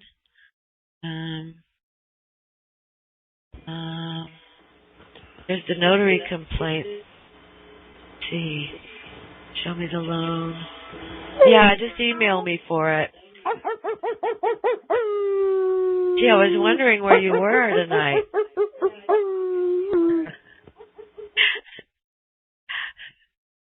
Okay, I'll email for you. I'll email you for it. Okay. Yeah, just put in the subject line, trustee complaint letter or complaint, just trustee complaint for John Stewart's. Okay. Yeah, let's see. We got Paula Gloria. I'm trying to unmute. Hi, Rabbit Hole Central. You've been unmuted. Hey, Paula. Angela. Angela, I'm sorry. How you doing? Hi, Joe Joe. here. And Paula. Fine, thanks. Hi. We put up on the website this lady who's in Oregon who's really having problems in court, and she's got 2 kids. If there's anybody out there on the website, on the web that can help this woman, we're trying to help her with some legal advice, but she really needs someone like Constitution Man. If you could hook Constitution Man up with her, we put her thing up on the website. On the chat. On the chat. Send me her information in an email with her phone number, and I will forward it to him. Okay, we'll do that. Don't make more work for me. You want me to go to some chat or what? Is it here in the chat here? Is that what you mean? I put it in the chat. We just found out about it yesterday, and she had taken a plea, and she felt really betrayed by, unfortunately, Normal. We know not to be a good group, but it's no. Normal's lawyers screwed her as usual. Was this a marijuana issue? Yeah. Yeah, she's got 2 young kids and she's all by herself. If they put her in jail, what happens to the kids? They'll take them and put them in home, and then they'll be abused. She really needs. We're trying to help her, and we'll do what we can, but we don't have the knowledge. She really needs Constitution Man to step in and give her some advice. Okay, well, like I said, put it all in an email and send it to me, and I'll just forward it to him. Just make sure it's got her phone number. He's supposed to be on tonight, though. I don't know if he's having... We put her website up, and her story's on there. If people want to go take a look, anyone that could help her, she really needs it. What's the website? Well, what we did is we sent it. Says Oregon woman on trial for helping dying man without a valid medical marijuana card. She gave a little bit of marijuana to somebody before he got his card. She's all legal, supposedly legal. We know that permits and licenses are baloney. And now she's beginning to understand. And at the last 2 minutes, she took the plea because she was afraid for her children, and then she said to her attorney, now I see in reading it deeper, it's because he's a normal attorney, she goes, if there's just 1% of a chance that I can prevail, will you stand with me? And essentially, he wouldn't, and so she felt completely alone. And everyone that told her not to take a plea, they all backed off. It's easy to say when you're kind of all pumped up and medical marijuana is the thing and you're curing people and you think you're legal, and then all of a sudden it all comes crashing on you. But she's got a lot of guts. She's got the right spirit. She just needs some more knowledge. Yep, never have enough knowledge, that's for sure. Right. Well, like right. I said, yeah, send me an email. I know it's up here on the someone on the chat. But it's a big scam. Yeah, we know that too. That's what we've been saying for 40 years. She's not in jail saying that. Well, now, remember, though, she won't be getting legal advice. What she'll be getting is advice about what other people have done and what reasonable people would do. Yeah, so we know that. That's legal advice. Okay. Yeah, right. Reasonable is the word. Okay, she's located. No, she's not in jail. And she's located in where, Oregon? Yeah, she's in Josephine County. I mean, it's a pretty short People letter. should go to her website and read her letter. Saying a website. This is not her Oh, website. what is it? Okay, tell them how to get there. This is a normal thing, using her. That's what normal does. Is we had a wheelchair guy working with the Marijuana Policy Project, and he was the poster boy, and he was articulate and quite handsome, but he's in a wheelchair. So as soon as he gets busted, what is it, Marijuana Policy Project? Marijuana Policy Project. It's just a clone of normal. They said, thanks for telling us. We'll take you off the website. They used him because he was in a wheelchair to collect money. They wheeled him around and used him. And then when he got busted, they said, okay, we'll take you off our list. And they just wrote him off. Yeah. Yes. And Joe was just starting to use a lot of these moves in court, but it was sort of felt that he didn't have quite the ability that Joe and Jay did in court, so he eventually took a plea. I mean, it's horrifying. If you read what a felon is, it's frightening what a felony is. When I started to really educate myself and to think that this guy is a felon, it's outrageous, but anyway. And he's a paraplegic. Wow. Yeah. Anyway. Yeah. I emailed her to try to listen tonight, and I hope Constitution Man comes on. Joe and Jay took their plea back within 24 hours, but she's not really prepared. You can see she's been in the hands of normal for a while. Yeah, well, you can only do so much. People don't understand also, and boy, you think they do, and then they get in front of a judge, and all of a sudden they turn to mush. So, can I read her letter? It's not that long. Go ahead.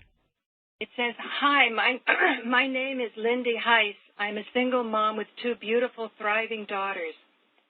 I strive to make my community and planet a better place. I would love to share more about that, but for now I'll get to the point and immediate concern. September 27th, I go to trial for growing weed. I think my case is unique and presents an opportunity to help make a change to an ignorant lose-lose system.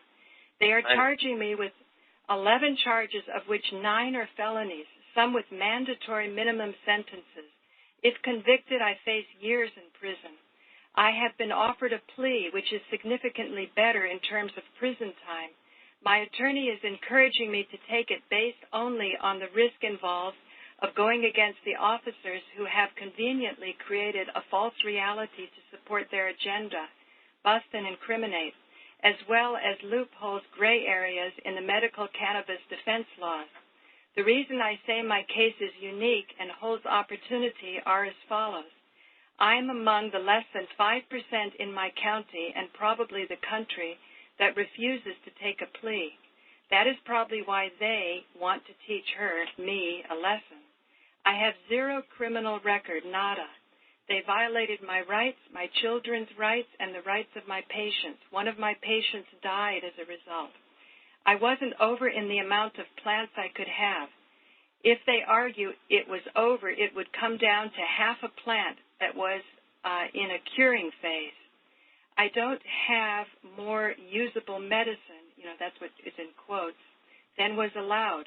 There wasn't any weapons, drugs, or money. My attorney filed a motion to suppress the evidence because of all the questioning, coercive incrimination tactics, and searching that went on during the raid before they read me my Miranda rights. This has already gone to trial. The judge is still deciding. What they are calling evidence amounts to very little. Their word/interpretation against mine and a page out of one of my inspiration journals regarding my dream of legalizing marijuana, taxing, and what our community could create with all that money. The fear my attorney has is they are trying to throw out the laws that would defend me as a registered card holder and grower based on the fact that I gave my friend patient the medicine before he could make it to the clinic for his card that we were in the process of obtaining. It is my friend who passed away. He was a quadriplegic. Besides aiding his physical symptoms mentally and emotionally, the cannabis did wonders for keeping his spirit hopeful. He believed he would walk again someday. I'll be running with my grandkids again. Needless to say, after the raid and charges and fear, etc., I was unable to answer his request for, help me, Lindy, please bring me something. Soon he was wanting to die. Then he did. It was painful to watch. It is even more infuriating to know it could have been prevented, or at the very least, his leaving this physical body could have been significantly eased. The law defends my friend. He had a qualifying, debilitating condition, and even without his card yet, he would still be covered legally to use the medicine. Apparently not me for providing him with it, though, thus being a huge factor in why they get to throw out the laws that would cover me. I'm not taking a plea. Well, she actually did, but, she was so pressured. For one, they violated our rights. Second, I'm innocent. Definitely don't deserve to go to prison. Okay, Paula, hold on a second. We've got Constitution Man has come on. Are you there, Constitution Man? I finally got there. I finally did it. Hey, yay! Have you heard anything? Stormy here where we're at. It's very hard to get. Very hard. I'm sorry. I wish I could make it stop. But I'm glad you made it. Anyway, better late than never, right? Well, you never say die. Never say die. We just keep going. That's how I kept my life, okay? Because I've been right to the door of the operating room where they were going to cut them off 4 times. Oh, man. Were you able to hear anything that Paula was saying? I've been there for the last 20 minutes trying to get a gist of what's going down. Okay. And the frustration here, because there's a difference between somebody who has a medical debilitation and need for medicine and a person who's just out blowing dew, you know what I'm saying? Right. It's not the thing. But it should be the same thing because a right is a right is a right. And who's to say whether one person has a lesser right than another person? But the law does say that a person who has a medical debilitation, who has a doctor prescribed, can use the material lawfully. Now, what's going on here is the politics of the thing. They don't want anybody interrupting their profit margin on their big-time transfer. So they're going to go after this little guy over here just so they can keep the competition down to a dull roar and they get to run their operation and keep the price high. Otherwise, the price would be low. You see, if everybody could just go ahead and do this, why should you pay the top dollar for this stuff? Why wouldn't everybody have a little growing in their front yard? You know what I'm saying? Yeah. So what we got here is a combination of hypocrisy and stupid. And the unfortunate thing is the poor guy in the wheelchair or the person that's in serious medical, cancer or whatever, he is being discriminated against merely so they can keep the price high, and the demand to keep going Excuse me, Constitution man. This is about a girl that was supplying the medicine, and she's got 2 children, and they want to put felonies on her and put her in jail. Well, does she have a license to do these medical procedures? She did have a license to supply medical marijuana, but the guy in the wheelchair didn't quite have his card yet, but he was in a lot of pain. So being a compassionate person, she gave him some, and that's what they came after her for.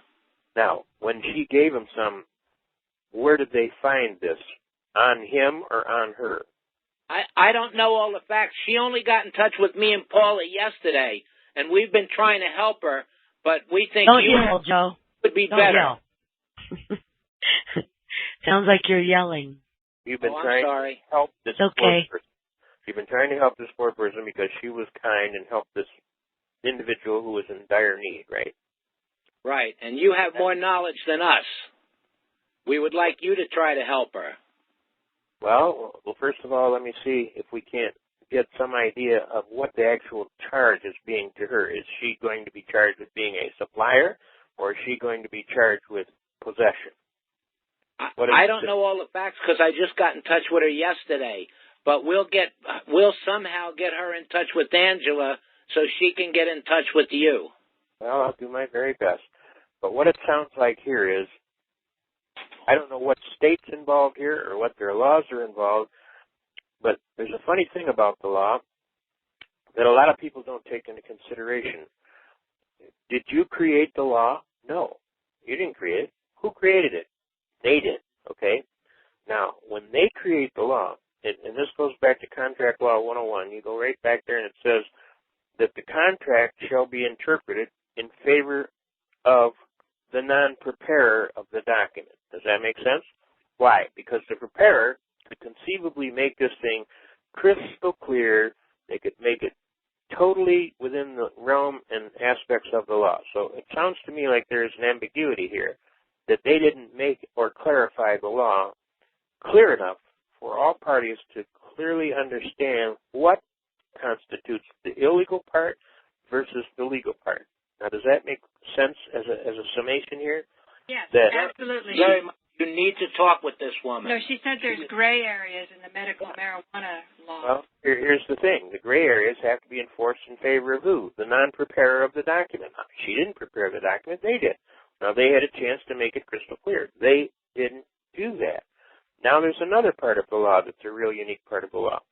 It goes to 16th Am Jurisprudence 2nd, Section 97, which says that the law and the Constitution will be interpreted to include every word, every phrase, every syllable, to include the punctuation, to include the intent of the framer of the law, and that goes to Cohen versus Virginia 632-1821, which says the intent of the framer is the law. So when we go down here to the Federalist Papers, and that gives the people the exact, what the forefathers exactly wanted done, and that's intent is supposed to be considered in the law. The intent of the people that made this law was that people who had a just medical need could receive some benefit or relief, even though for the majority party, it's technically illegal, you understand, for possession. But these people are actually, they're going to the effort of giving them a special card that says, hey, you have a special need, so we're going to help you out here. We'll give you this card, and therefore you can have possession of this as long as you are within the realm and the aspects of the law. But see, the law is supposed to be interpreted to include every word, every phrase, every syllable, to include the punctuation, to include the intent of the framer, and then after you figure all that out, it's supposed to be liberally enforced in favor of the clearly intended and especially designated, what? Beneficiary of the contract. Who's the beneficiary of the contract, the law? Isn't the people the beneficiary? Aren't you, the citizens, the beneficiary? Isn't it supposed to be interpreted in favor of you, the intended beneficiary, for the protection of your rights and or your property? And there is a Supreme Court case that says so. It's Byers versus United States, 273 U.S. 28. And it says that, okay, if there's an ambiguity, and you honestly believe that your view of the thing is the correct view, and that the law never intended to harm, but to benefit, okay, what happened here? We have a clear ambiguity. Obviously, there was a misconstruence. This party actually thought that they were doing a just and lawful thing, okay?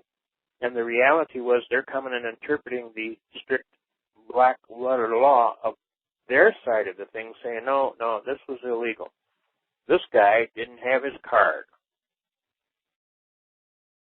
Now, it seems to me like the law was not supposed to cut in a double-edged sword, but that's exactly what it's doing. And see, if he followed the law as he thought the law was, which was that he was a medical practitioner, he was clearly, or she was clearly within the scope of that medical practice, and that they are now going to discriminate in favor of them, that they have broken that intent of the framer. I know it was the framer intending to harm anybody. They were intending to benefit, okay? So they passed this law, and they said, we're going to benefit you. We'll allow for this medical exclusion. Well, it seems to me there was a medical problem. Does that make sense to you? So why are we having this confusion now when clearly the law was supposed to benefit the citizen for the protection of their rights and property? Byers v. United States, 273 S. 28, 16th Am Jurisprudence, 2nd, Section 97. The law is supposed to help the people who are the beneficiaries of the law for the protection of their rights and their property. Now, it looks to me like they've overlooked all this major law and just done what they damn well please. Does that make sense to you? Well, we think the whole medical marijuana was a setup to just register people. And what she's saying, she's beginning to feel that way. She felt like she was raped once she took the plea, but she was terrified to lose her children. They said if you're in jail for so long, your children will be given over to foster care and services. Yep. And they make a lot of money on that too. You realize that? Yeah. Selling children is a big business in this country. It's horrifying and it's frightening. But aren't statutes different than what you're talking about? Well, because I think we go into Article 4, Clause 1 of the U.S. Constitution, which says full faith and credit of the law from state to state. You know, it's supposed to be full faith and credit. So if the law says one thing, that the law is the law, and we don't have 50 different interpretations of the law in 50 different states. There's supposed to be some cooperation factor from state to state, and it seems to me that these laws are passed and that there is a recognition that these laws are passed and that they seem to be trying to follow some semblance of sanity here, that they realize these people have a serious medical problem, and certainly the benefit of the doubt should be resolved in favor of the non-preparer of the law, which is the citizen again. So what we have here is a ridiculousness here, a combination of hypocrisy and a combination of ridiculousness, and the people or the citizens are not benefiting here, are they? It's not being liberally enforced in favor of the clearly intended and expressly designated beneficiary of the citizen. It's being enforced in favor of the prosecution or the plaintiffs in the prosecution. You're not kidding. For half a plant, you've got 9 felonies crashing down on you? Well, it sounds to me like a duplicity or a double standard here where they're making double jeopardy, some type of double jeopardy going here. That sounds to be one part of the problem. The other part of the problem is that they're enforcing the thing in favor of them instead of in favor of the people who are the clearly intended and expressly designated beneficiaries. So there's a double whammy going here, and certainly she's the non-preparer of the document.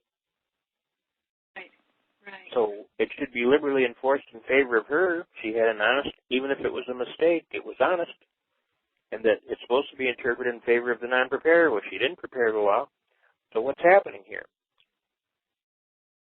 They're ignoring your basic constitutional rights to having the law interpreted in favor of you, the clearly intended and explicitly designated beneficiary. Again, that was a violation. How does she undo the plea that she just took yesterday? Well, that's very difficult. See, once you take a plea, you don't have the right to appeal anymore. Do you see that? But there's been no ruling. There's been no ruling yet. Ruling yet? Well, no, and she has a right to withdraw her plea if there's reasonable cause. it sounds to me like there was significant error here, and on ineffective counsel or bad advice of counsel, she took the plea thinking that she was getting her children in less jeopardy by doing so. Because when she made the plea, the inducement was that if she took the plea, she wouldn't lose her children. In theory, that was the inducement. And that's why she did it, because of love and caring of her children. And then they double backed on her, and then the next thing you know, she's looking at, well, I'm going to lose my kids just out of common sense, but I'm going to be put in jail, even on the plea for so long, I've lost them anyway. So it really wasn't a very honest plea, was it? Right, and she's saying in the crowd that she's running with, I'm not receiving much support on this end trying to get back my plea. Then they say, quote, Lindy, right now you still have the opportunity to appeal the suppression of evidence ruling. Why would you... Well, here we go. Now we're into another issue. This is suppression of evidence. We get into Title 18 United States Code, Section 3500, which is called the Jenks material. And in the Jenks material, it very clearly states that if the government should be found in violation of the Jenks material pursuant to U.S. versus Jenks, that the government proceeds at their very peril and that due process has been denied. So now we go to Title 5 United States Code, Section 706, which says whenever due process has been denied, all jurisdiction ceased. So they didn't have a lawful right to proceed if they denied her due process or if they violated the Jenks material. There's another case called Brady versus Maryland, 373 U.S. 83, which says that if the government is found to have deliberately denied the defendant access to information which could, in theory, change the outcome of the entire trial or proceedings, that the government erred and that a denial of due process occurred. Well, if this happened, then all judgments are voidable ab initio from their inception. There was no jurisdiction to proceed, and technically they screwed up bad. And most federal judges, I know one chief judge in particular, issued a standing order in the state of Michigan, Judge James B. Churchill, on the 18th of February 1994, which said if it is found that the government has deprived an individual of exculpatory evidence, either extrinsic or intrinsic, and that that information, had it been provided, would have changed the entire outcome of the entire trial or judgment, that the government proceeds at their very peril and everything must be dismissed by law. So I would be arguing if they denied exculpatory evidence, if they denied facts and evidence that would have caused her to be vindicated and or found not guilty, and they didn't bring that information forward and it is found later, then the judgment and or trial would be vacated and she would be free anyway, just for the denial of due process. And that's Title 5, U.S. Code, Section 706. You start reading the thing. Title 5, Section 706. Just a second. Bear with me here. I'm old. When I'm doing... Just while you're doing that, she says she felt like taking the plea was like selling her soul to this evil and corrupt system. That's exactly the way it is. Was the you thought feel of like taking you're selling your own self out, to thine own self be true, and you feel like you're being raped. Right. Right. Sometimes you either do business and take care of business, or you're out of luck. You're in deep doo-doo. So I understand what's going on, but I also understand people are pushed into positions, and then they got to make decisions, and sometimes those decisions are skewed based on the premise that they were trying to look out for their children, or they were held between a rock and a hard place, between heaven and earth, and they had to do the right thing, if for nothing else, for their children. And she says the thought of taking on my own case by myself still feels like a crazy idea. Wish I would have had that knowledge before I felt so beat down and alone. I understand. That's one of the reasons why I'm out here even getting a listen, because people know that I can actually help get them some assistance here and that they actually can do this. And see, a lot of times they don't think they can, and then they got this guy in this $3,000 suit standing there telling them, oh, you can't do that. It's ridiculous. You're just going to lose, da-da-da-da-da. And unfortunately, the system is not set up to allow for people like us that want to actually do this. But one needs to enter into this with serious understanding and responsibility because, once you take on being your own attorney, there's a lot of things that you just simply have to know, and if you don't know them, you can be seriously in dire need. Right. She said all the people who told me not to take the plea all this time were either not calling me back or they were telling me to listen to my attorney. Even then, I was still telling my attorney I wanted to fight it. He asked me what my defense would be, shot down my reply, and told me I'd have a better chance fighting my ex to keep my 9-year-old. She calls him anonymous caller number 1, abusive sociopath. I won't sacrifice my kid, especially if I have no one fighting for me in the courtroom. So she felt that in jail, who would fight for her children? Well, and once you're removed, it's very difficult to fight from in jail. I myself have written briefs on toilet paper with the pencil sharpened on the bricks between the cement between the bricks, so I know it's very difficult in jail. And a lot of times, just even getting to the law library is a big deal, to even look stuff up. Anyway, here's the scope of this. United States Code, Title V, Government Organizations and Employees, Section 706. To the extent necessary, to decision, and when presented, the reviewing court shall decide all relevant questions of law, interpret constitutional and statutory provisions, and determine the meaning or applicability of the terms of an agency action. This reviewing court shall, that means must, compel agency action unlawfully withheld or unreasonably delayed, and of course she's been denied due process, so it was denied or delayed, hold unlawful and set aside agency action or trial, findings and conclusions found to be arbitrary, capricious, and abuse of discretion, or otherwise not in accordance with law, contrary to constitutional right, power, privilege, or immunity, in excess of statutory jurisdiction, authority, or limitations, or short of statutory right. There's always a right of due process of law. Without observance of a procedure required by law, well, due processes are absolutely required by law, unsupported by substantial evidence in the case subject to Sections 556, which means the burden of proof of jurisdiction, and that basically says that the burden of proof falls on the plaintiff claimant. That's Title 5, Section 556, Parens D. The proponent of a rule or order has the entire burden and proof of all claims. So the government would have the duty to prove the jurisdiction. They probably never did that. Section 557 of Title 5 is a list of all the ways you can violate somebody's due process rights.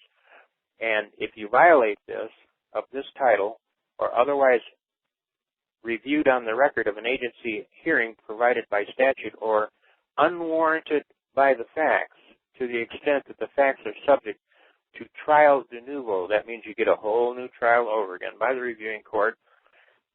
And in making the foregoing determinations, the court shall review the whole record, or those parts of it cited by the party, and due account shall be taken to the rule of prejudicial error. Well, we got all kind of prejudicial error here. They didn't provide the exculpatory evidence. They denied her due process, so they got to give her a complete new trial if she focuses on that issue of due process denial.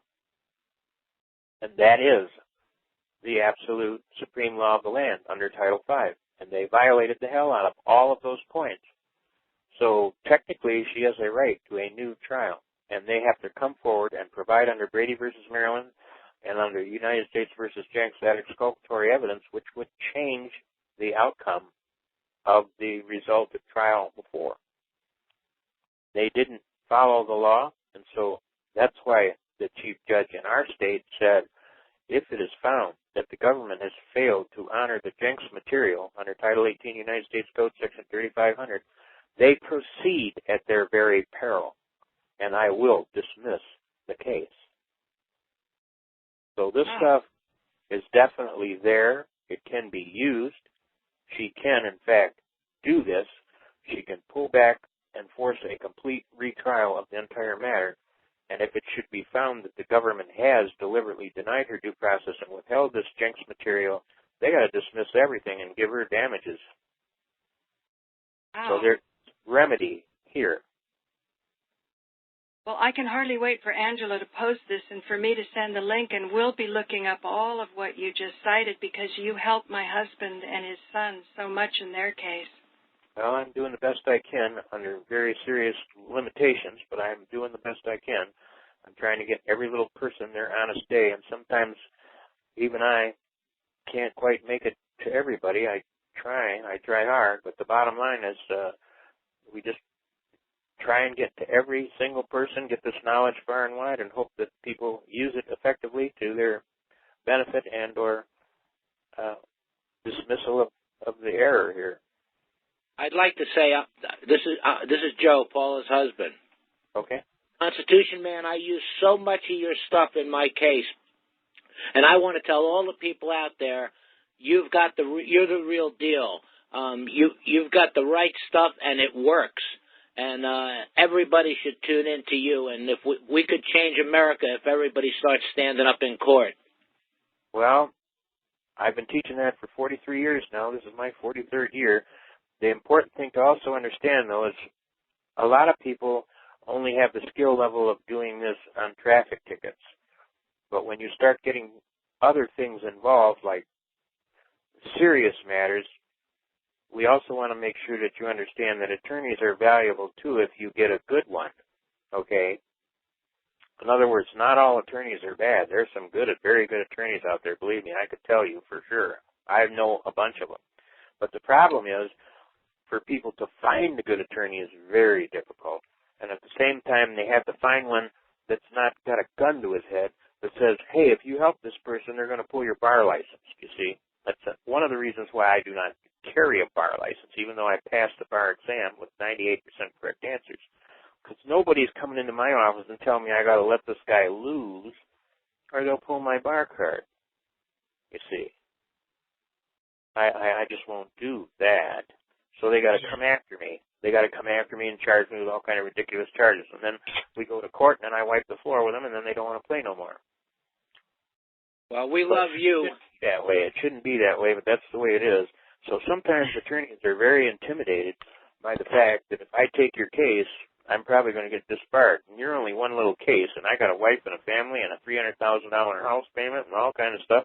I can't just take your case and be out of business overnight. I put 25 years into my law practice. I, went to law school. I paid my dues. I busted my ass. I got in all of those government school loans, and I'm in hock to my eyeballs, and I can't just all of a sudden irresponsibly throw my whole practice away by taking on your one little case. So if you don't have a couple $1 million, there's no way I can actually do that without getting my bar card jerked.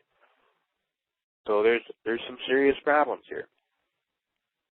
But I recommend people in very serious matters, especially in matters involving child custody and some of these really heavy, hard-hitting, like this case here, we should try and get a good attorney that will actually work within the law and help this woman and give them all this information.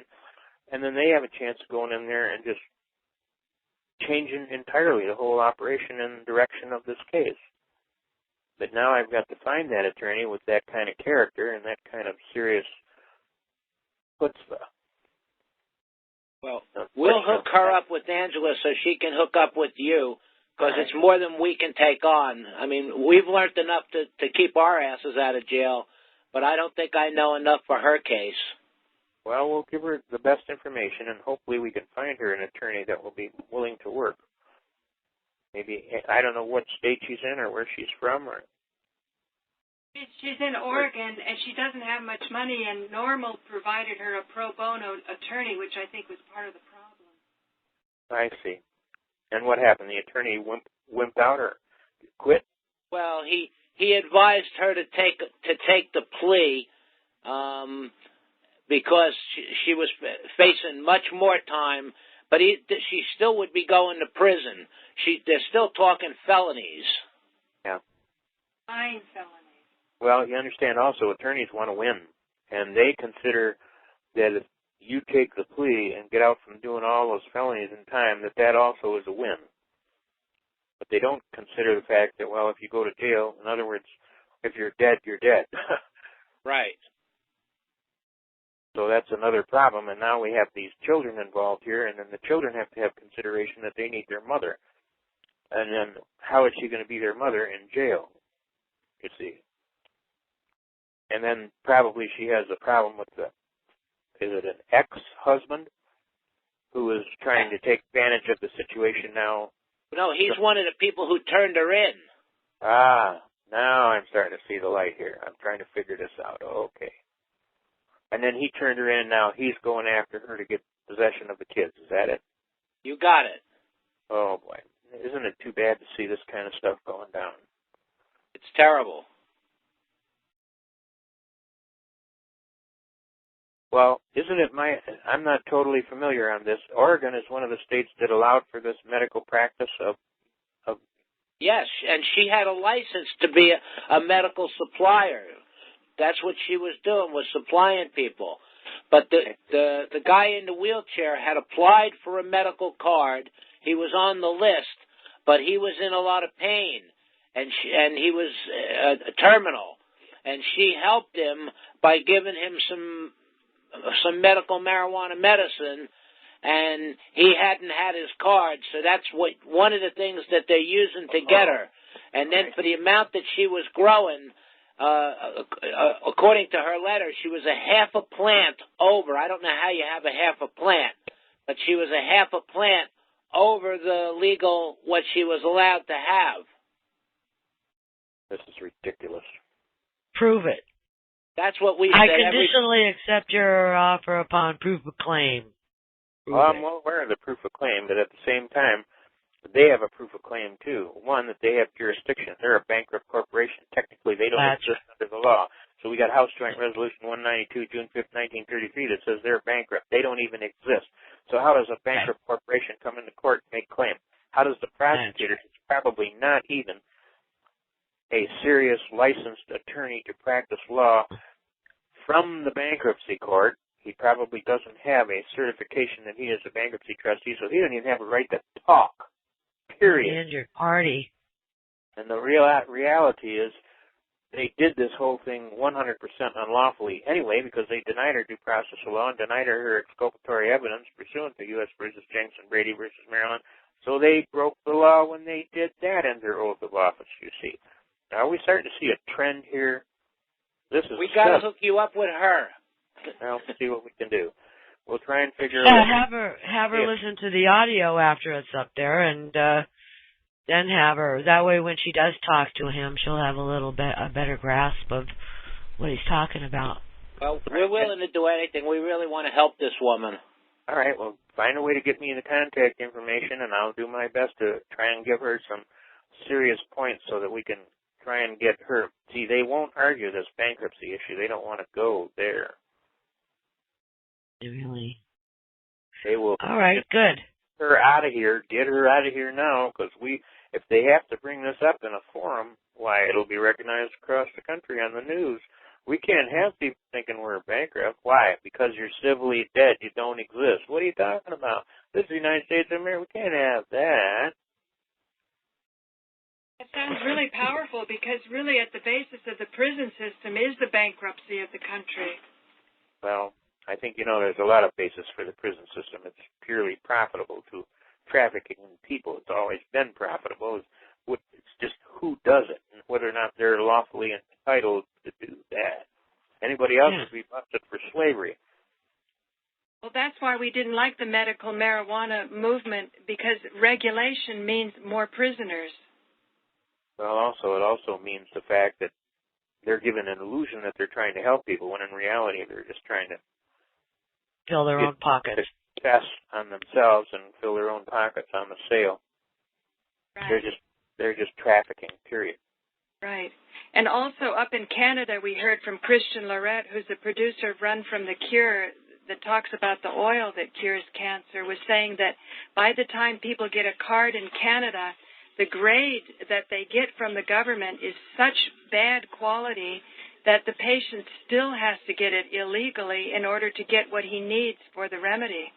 So if you consider that chemotherapy and radiation is 80% of the profits of the pharmaceuticals, by the time any so-called medical grade of marijuana hits the market, it's going to be so poor that people are going to continue to do the therapies that don't work but are so profitable. Yeah, I see the problem now. That's definitely part of the problem. for sure. It's all about money in the end. And this medical program with this chemotherapy, and I'm going to tell you as a person that has been in on this chemotherapy a long time, a lot of that chemotherapy kills people. It helps some people, but it kills a whole lot of other people. We would like that. You've given us so much information and helped us in so many ways. Please go to Run From the Cure, the full version. If you type that in, please watch that video. It's about Rick Simpson, who cured 2,000 people using the extracted oil from marijuana. And in Canada, right now, he's a fugitive running and hiding. He's in Honduras. He's in Honduras. We're in touch with him quite often. But at this point now, he's cured 3,000 people. And a lot of them were terminal cancer patients who the doctor said go home and die. Yeah, they said that to me in 1994. They said you don't have 6 months to live. I fooled them. I lived. Please watch this video because it will be an education for you. I think pretty much everybody has seen it. I don't know. I'll be honest with you. I haven't seen it, so I will definitely You may have not. Yeah, you should watch it. You can watch it on the computer.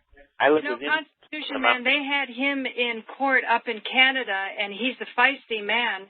He was at one point saying to the judge, because he's such a healer, he's just so into it, he says to the judge, if you're not careful, you're going to go to jail, because how can you deny the population of Canada the cure for cancer? How can you do that? And the judge apparently, gave him a $2,000 fine, and that was for not having a card. That's all they could do.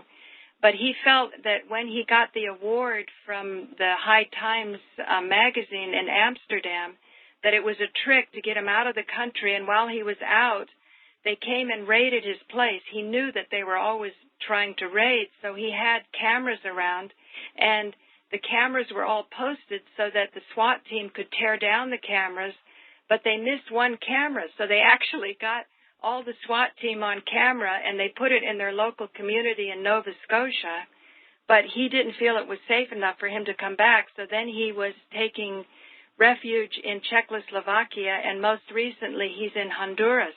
Because, again, he's always being seduced by these money people that say they're going to set him up, and then they leave him high and dry.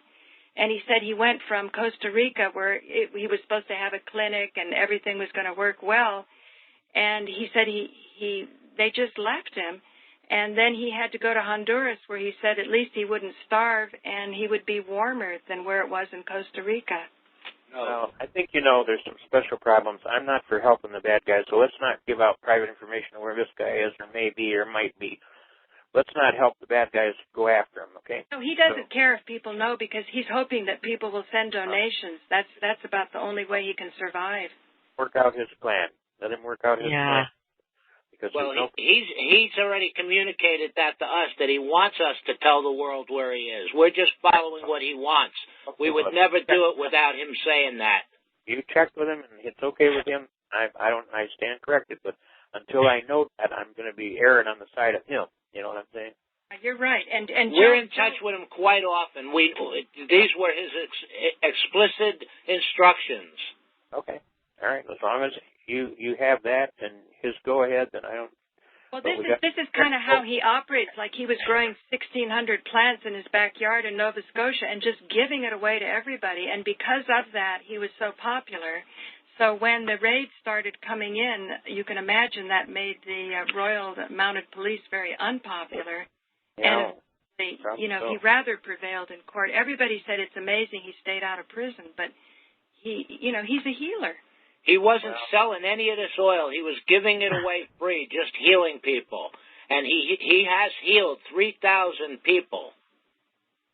Yeah. Well, I'm sure that there will be a special place in heaven, and God will be looking out for him, that his heart was in the right place. Unfortunately, the governments right now really are taking a dim view of his activities based on the premise that he's trafficking in contraband material, and it still hasn't gotten that, shall we say, black mark off of it. No matter how many blessings and medical certifications he may have, they're they are not ready to allow him to be on an equal plane functionally on the street as a legitimate practitioner. This is part of the problem of all medical healers, and I know a bunch of them that are real special people. I know one doctor, he goes down to the jungles of South America every year to work with these shaman priests and medical practitioners in the jungle to better use the plants and the herbs of the jungle. He cured my legs unbelievably, where all the other doctors had given up. And I go to this guy, and my friend says to me, "Your doctor is a pothead." I said, "What?" "He's out in the grass right now, going through the grass. He's collecting grass in the front yard and putting it in a little white dish, and he is a pothead. And when he comes in, he takes this thing and grinds it all up and made a poultice and put it on my leg, and it cured gangrene." Yeah, we've known a few other people that have cured with marijuana. And he saved my legs, you understand? So I'm very grateful.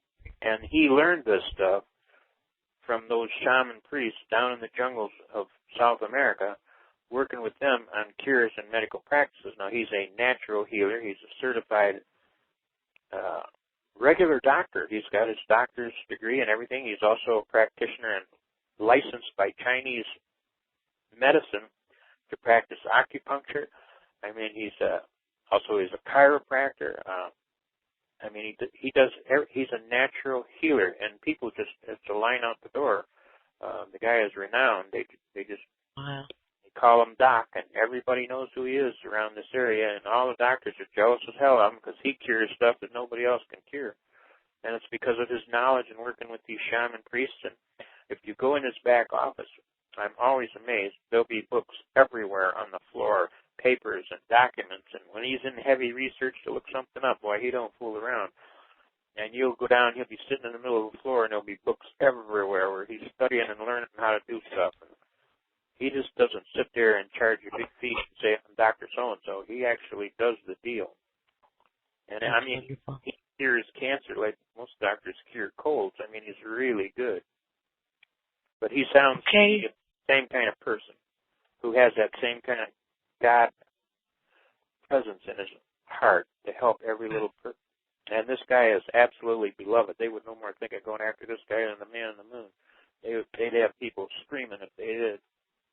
Well, that's the way it is with Rick Simpson. I mean, people love him. I mean, he's just a good-hearted guy. All he wants to do is help people get well, and he's been doing it for so long. Thank you so much, Paula and Joe. We appreciate you coming on, but we're going to move on to someone else. Let's see here.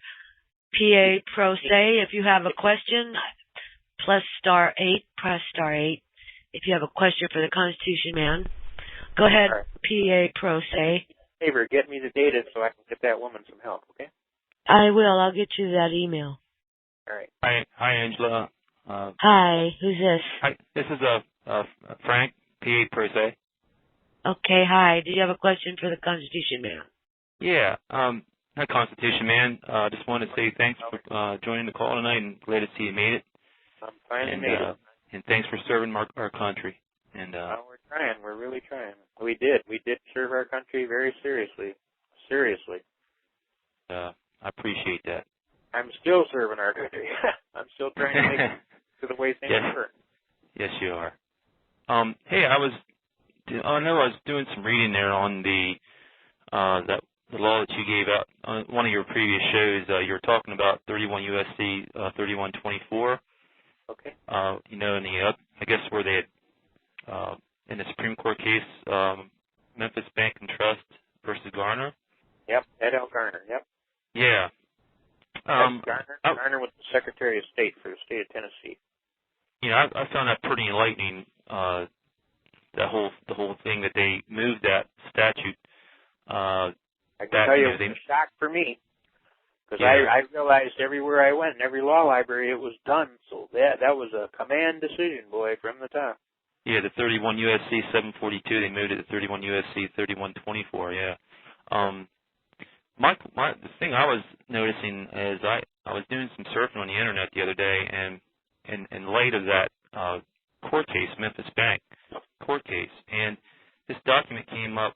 It was called looks like it says the State of Vermont Commissioner of Taxes, and it's like a technical bulletin, and it goes on about because I typed in the Memphis Bank and Trust Company versus Garner, and this came up on the internet, and I found something that was kind of interesting.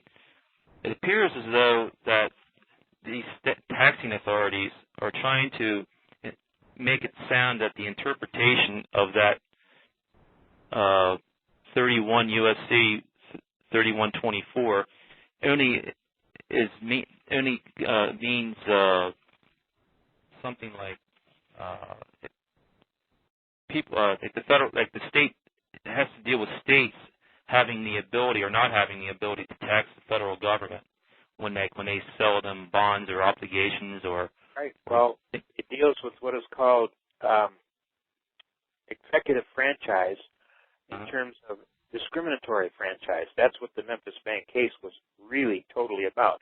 But if you read that Memphis Bank case very carefully, it actually said that Title 31-742 was part of the supreme law of the land.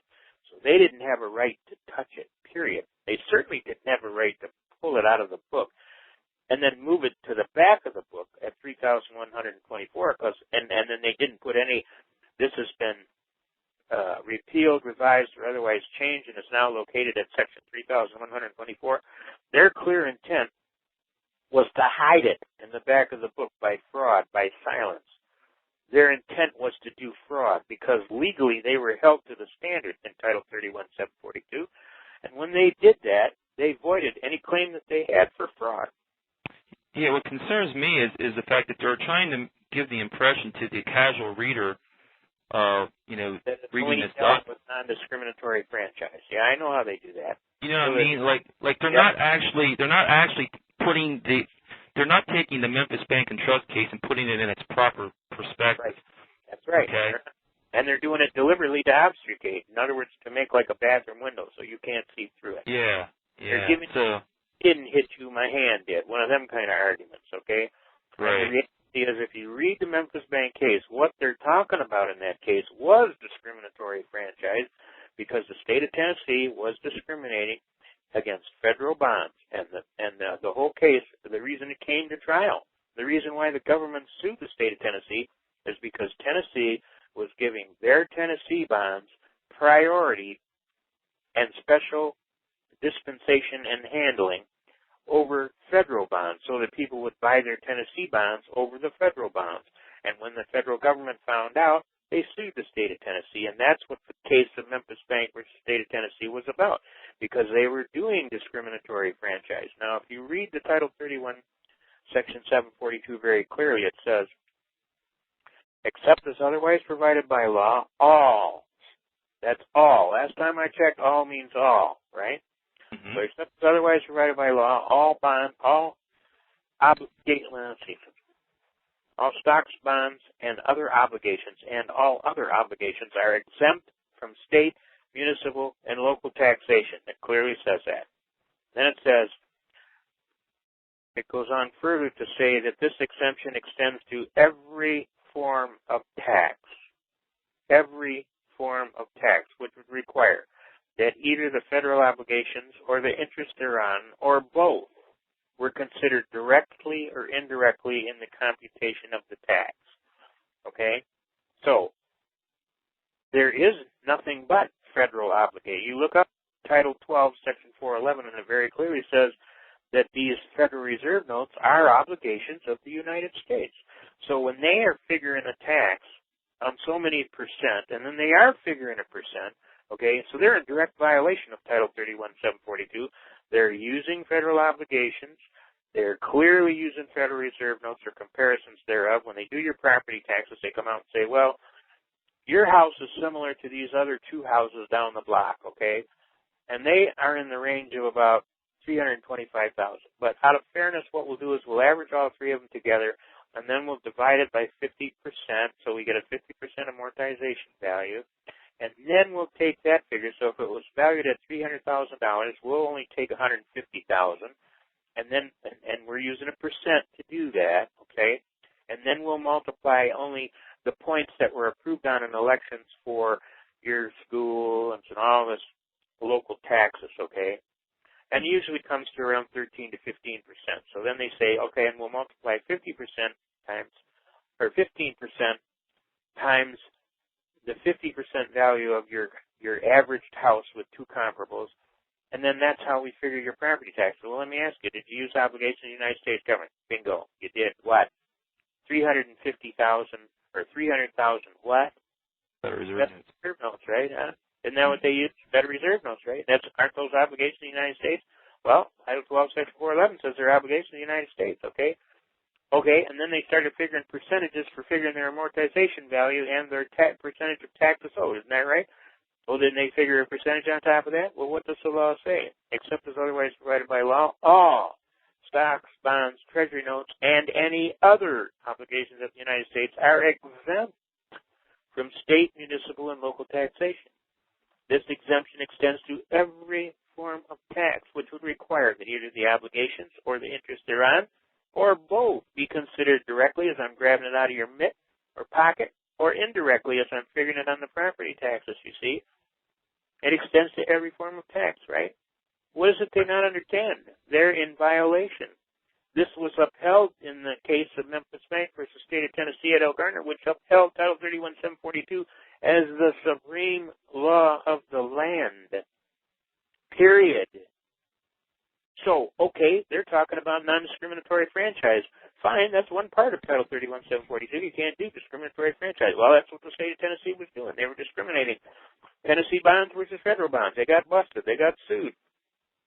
The federal government made them pay up for their damage and made them treat federal bonds equally with state of Tennessee bonds, okay?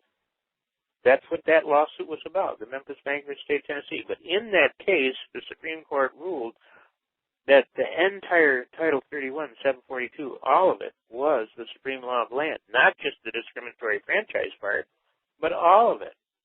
It even quotes in the third page of Memphis Bank versus State of Tennessee the exact Title 31-742. Now, which time did they lie and which time did they get caught? And then they had to hide the damn thing at Section 3124 deliberately to defraud you from finding out this fact of law. Well, another thing they did too, I noticed, is when they moved that 31 U.S.C. 742 to the 31 U.S.C. 3124, it says under Paren A, it begins with stocks, and they left out the word all. Yeah, they left it out. Isn't that special? Yeah. What happens when you leave out the law? They call it becomes fraud. Fraud. Or fraud by silence. Or fraud by deception, because you're doing what? You are deliberately obfuscating with the purpose and intent to misinform or disinform, right? Or deceive. Or deceive, to cause somebody to part with something of great value, right? Or to harm them, yeah. Or harm them to their harm. So in reality, you have done fraud. Fraud voids the most sacred contract. That's U.S. versus Tweel, 550 U.S. 297-300. So now are you starting to see these guys don't have a leg to stand on and they have unclean hands? So now we're at Franklin versus Franklin, 283 Southwest 2nd 46, which says, hey, you can't come to court seeking equitable relief with fraud or unclean hands. Because why? Because you make the court a party to your fraud. Got it? So if you're going to do that, we have to deny your claim. Because you are actually operating in 100% fraud. You have unclean hands. Therefore, you can't come to court. And you damn sure can't claim that you have a right to any equitable relief because you have unclean hands. But they do this stuff all the time. And the more you find out and the more you understand that they're doing this, the more you get to realize, who are you trying to fool, me or you, pal? You know? That's right. You're fraud. Fraud voids the most sacred contract, U.S. versus Tweel, 550 U.S.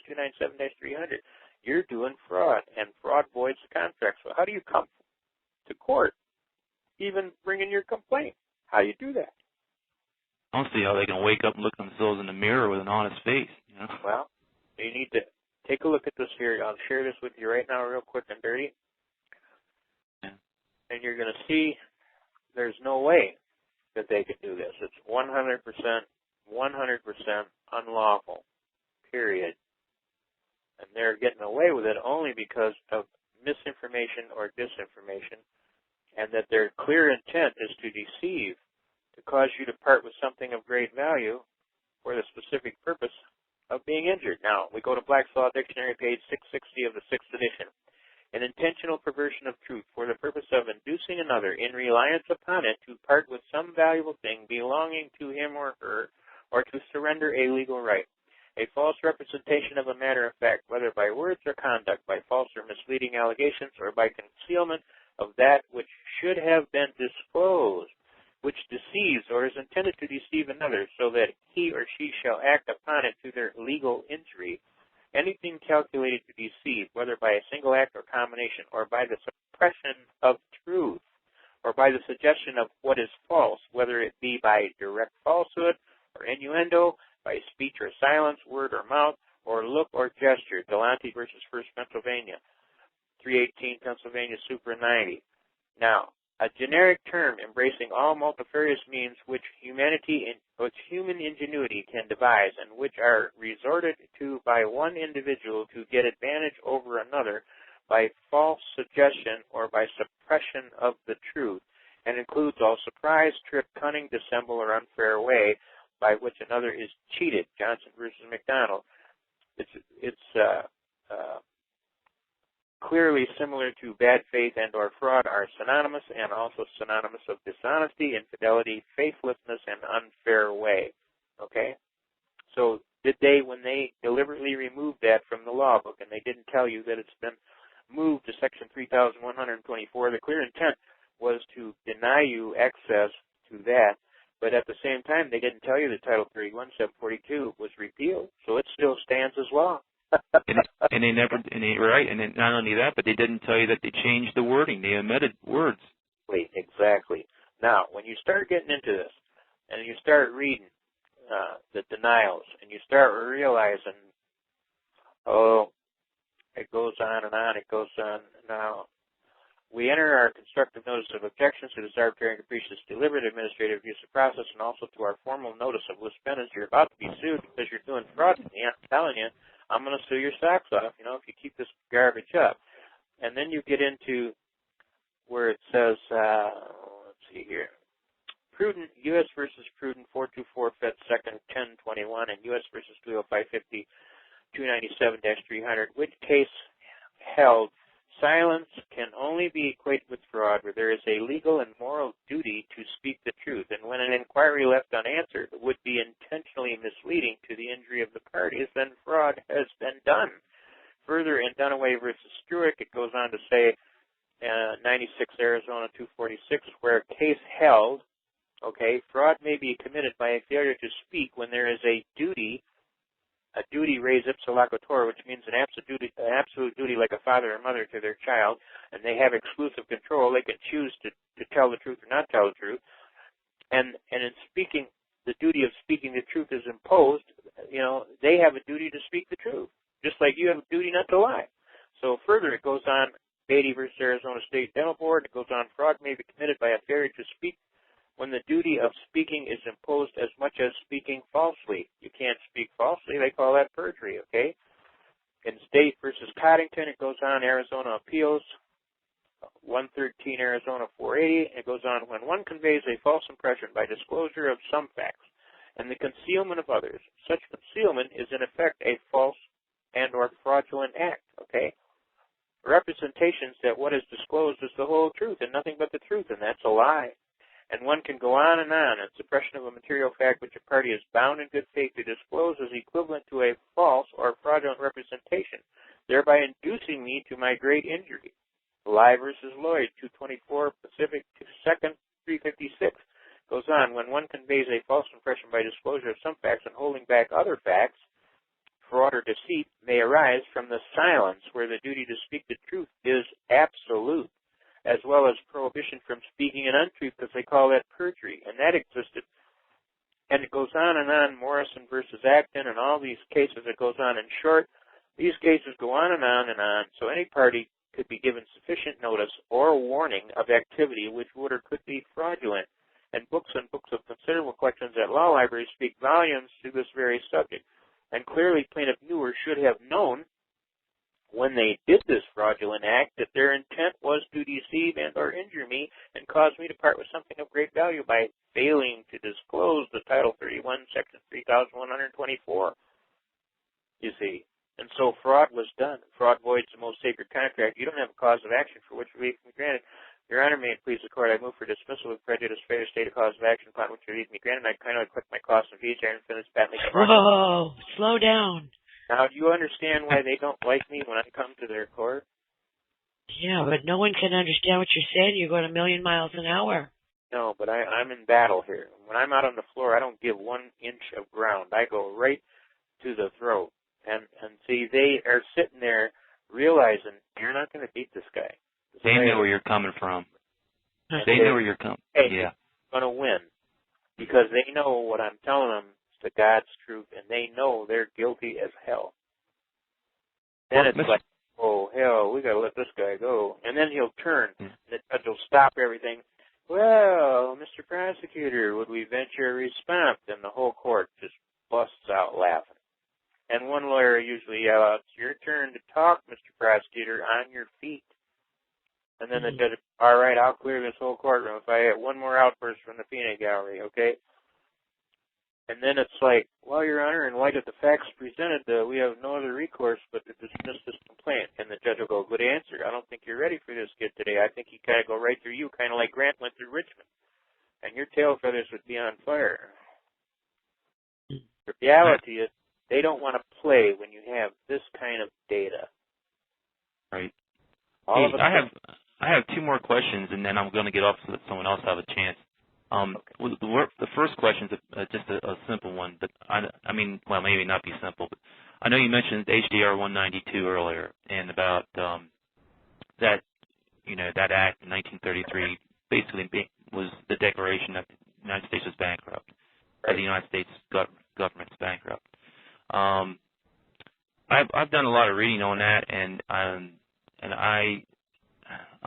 kind of torn because I don't know. There's a lot of people out here saying that Chapter 48 Stat 12 is actually the law and not HJR 192 because HJR was actually... It is, but HJR 192 was the declaration. Okay. And also, Larry... I'm sorry, go ahead. I didn't mean to interrupt. Traficant. Have you ever heard of Congressman Traficant, James Traficant? Went to jail for having the balls to walk into Congress and tell them the facts and the truth.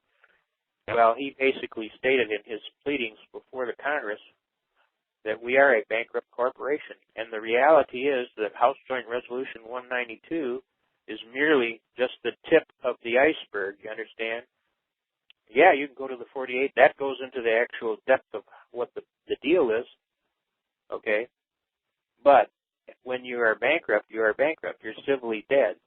And he put in just a hellacious document. And I gave it to Angela. She has it, Why We're a Bankrupt Corporation, and it goes right on here. United States Congressional Record, March 17, 1993, Volume 33, page H1303, Speaker Senator James Traficant of Ohio, addressing the House. Mr. Speaker, we are here now in Chapter 11. Members of Congress are officially trustees presiding over the greatest reorganization of any bankrupt entity in the history of the world, the United States government. We are setting forth hopefully a blueprint for our future. There are some who say it is a cornerstone or a coroner's report that will lead to our demise. It is an established fact that the United States federal government has been dissolved by the Emergency Banking Act of March 9, 1933, 48 Statutes 1, Public Law 89-719, declared by President Roosevelt being bankrupt and insolvent. House Joint Resolution 192, 73rd Congress. Session, June 5, 1933, the joint resolution to suspend the gold standard and abrogate the gold clause dissolved the sovereign authority of the United States and the official capacities of the United States government offices, officers, and departments, and is further evidence that the United States federal government exists today in name only. They are a bankrupt corporation. Technically, they're civilly dead. They don't want to argue this stuff, folks. Receivers of the States bankruptcy are international bankers via the United Nations and the World Bank and the International Monetary Fund. All United States officers, offices, officials, and departments are now operating within a de facto status, in name only, under emergency war powers, with the constitutional republic and form of government now dissolved, they say. Okay? We say they never had authority to do that. Well, I know Larry Beecraft was going around saying stuff that there was that HJR 192 was repealed to like the 1980s or something like that. Well, and I'd like to see his information, but I have yet to find it. Okay? So it's not repealed. Okay. And the reality is that a bankrupt corporation is civilly dead. If it was repealed, that would be news to me. And even if it was repealed, it doesn't change the fact that they were declared civilly dead. So how, therefore, do they exist past that point of being declared civilly dead to even make a bitch? That's exactly my thought. I thought it makes no difference whether they repeal it or not, because it doesn't change the overall, condition of the fact that we have no money. It did occur. And the bottom line, if they're civilly dead, they're civilly dead. So who speaks for them? Well, we have no money. We have no gold and silver in circulation as a medium of exchange. Okay, but who can lawfully speak for them? Only a trustee of the bankruptcy court. Okay, Mr. Prosecutor, do you have a business card by any chance? I'd like to see your business card so I make sure I get the address right. I mean, there's nothing on par. I mean, it's not. That's the thing. I always say to people that try to, they argue with me sometimes about that. But I mean, it's like if you don't have money, and what is money? It's a measurement of weight, or a dollar is a measurement of weight. Of silver or gold. And a quality certain too. And a quality certain, right? Anyway. Okay, great. They don't want to bring this argument up in court. You understand that, right? Because what if everybody was to ask this question? My God, how can we even have the lights on? Who's paying the bills here? Yeah, it's all credit. Everything is operating on what? What is everything operating on? The good faith of who? The people of these United States? Right. That's right. And so it operates on the good faith that we believe that it's still there. Okay, very good. Thank you so much, PA Pro Se. Okay, we're going to move on to Richard NC. You've been unmuted. Did you have a question for Constitution Man? Yeah, I sure do. Thank you. Two questions. Thank you for waiting. No problem. Hi, Constitution Man. How are you tonight? I'm okay, thanks. And you're doing okay, I hope. I'm hanging. I am hanging. All right. I got a question going back to the Federal Reserve note thing, because I had studied all of the documents that you had on Angela's site and the different cases, but then I came across in the end in definitions that it had in Section 53A and Federal Reserve notes, it is specified that FRNs are not federal obligations within the meaning of exemption from state taxation for federal obligations. That's ridiculous. What does this say right on the top of the bill? Federal Reserve note. Doesn't it say that? But this was in the document that you had on Angela's site. I got confused and I was trying to figure it out. How can it say that it's not when it is? Well, I agree. That's why I was really confused. Okay. I was trying to figure out why it was in there. Well, I think we're playing a game here. I didn't hit you, my hand did, you see. And you know what happened? Somebody told you that at the bar? Why, you just turn around and peck them. We speaking the same English language here? What's going on here? I mean, I just saw you punch me in the face. Now you're going to tell me you didn't hit me, your hand did. So do I just delete that section? I would just ignore anything that they say that makes them think they have authority to act and be. Oh, this was in there, but it's from them. It's not from you. Yeah. They to confuse and abuse, to obfuscate, to muddy the water, to make it hard to see through that glass of crystal clear water. They poured mud in there just to make you look like you don't know what you're talking about. But the reality is they can't change the facts. The facts are the facts. I gotcha. Okay, good deal. And the second question is, I'm gathering that the courts are essentially administrative tribunal courts these days. There are no Title III courts and no real law courts of justice. But if you go into a federal court, how do you get them to operate legitimately, either in common law or as a court of justice? Is there any way to do that, or are you always stuck under their tribunal? Well, this is really a difficult question. It seems innocent enough, but it's a very difficult question because there is so much hidden, especially from the public today, especially about the gold fringe around the flag, because technically that's an admiral's flag. And if it goes all the way back to the Bible, you can go back and hear Jesus the Christ chastising Peter for opening his big mouth at a wedding party when they came and asked him, "Art thee a stranger?" See, if you were a stranger, you had to pay the tax. Got me? And God was kind of a little pissed off because when the guy came and asked Peter if he was a stranger, he told him, yeah. And so God came over and told him, Jesus says, he says, well, you opened your big mouth. Now go get thee to the sea and get gold from the sea, and you pay the tax for you and me. But don't pay it for none of these other disciples who had brains enough to keep their big mouths shut. Okay? So you go figure a way. You go get gold from the sea, which means go fishing, sell some fish, get the money up to pay the tax, and you pay it for me and thee. But don't pay it for none of these because they kept their big mouths shut. Okay? Kind of that's what he was off the cuff chastising Peter for opening his mouth and telling him we're strangers. Okay? So then they had to pay the tax as being strangers. Okay? And that goes all the way back. So where does gold come from? From the sea. Okay? That gold fringe is actually indicative of an admiral's flag, and you're in a court-martial proceeding. Okay? Under the rule, Article 9, or under Article 99, you are construed as a belligerent or a combatant, and they reserve the right to have the admiral rule over you. That's why they get real tense if you roll down your window and you ask the officer very carefully, are you in need of assistance? Are you sinking? Are you taking on water? Because why? Because the law of the sea says you must render assistance if somebody is in dire need. You can't refuse to render assistance. That's a breach of absolute law of the world, okay, on the sea. So you ask him, does he need assistance? Because you'll render assistance. He says, and then you tell him, but I don't need assistance.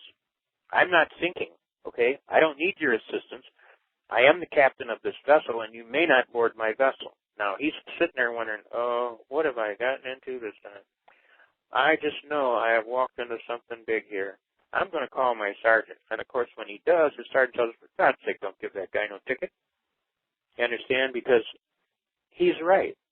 And I have a right to peaceful passage. I claim my right to peaceful passage, and I can tell you, and you may not board my vessel, because I'm the captain.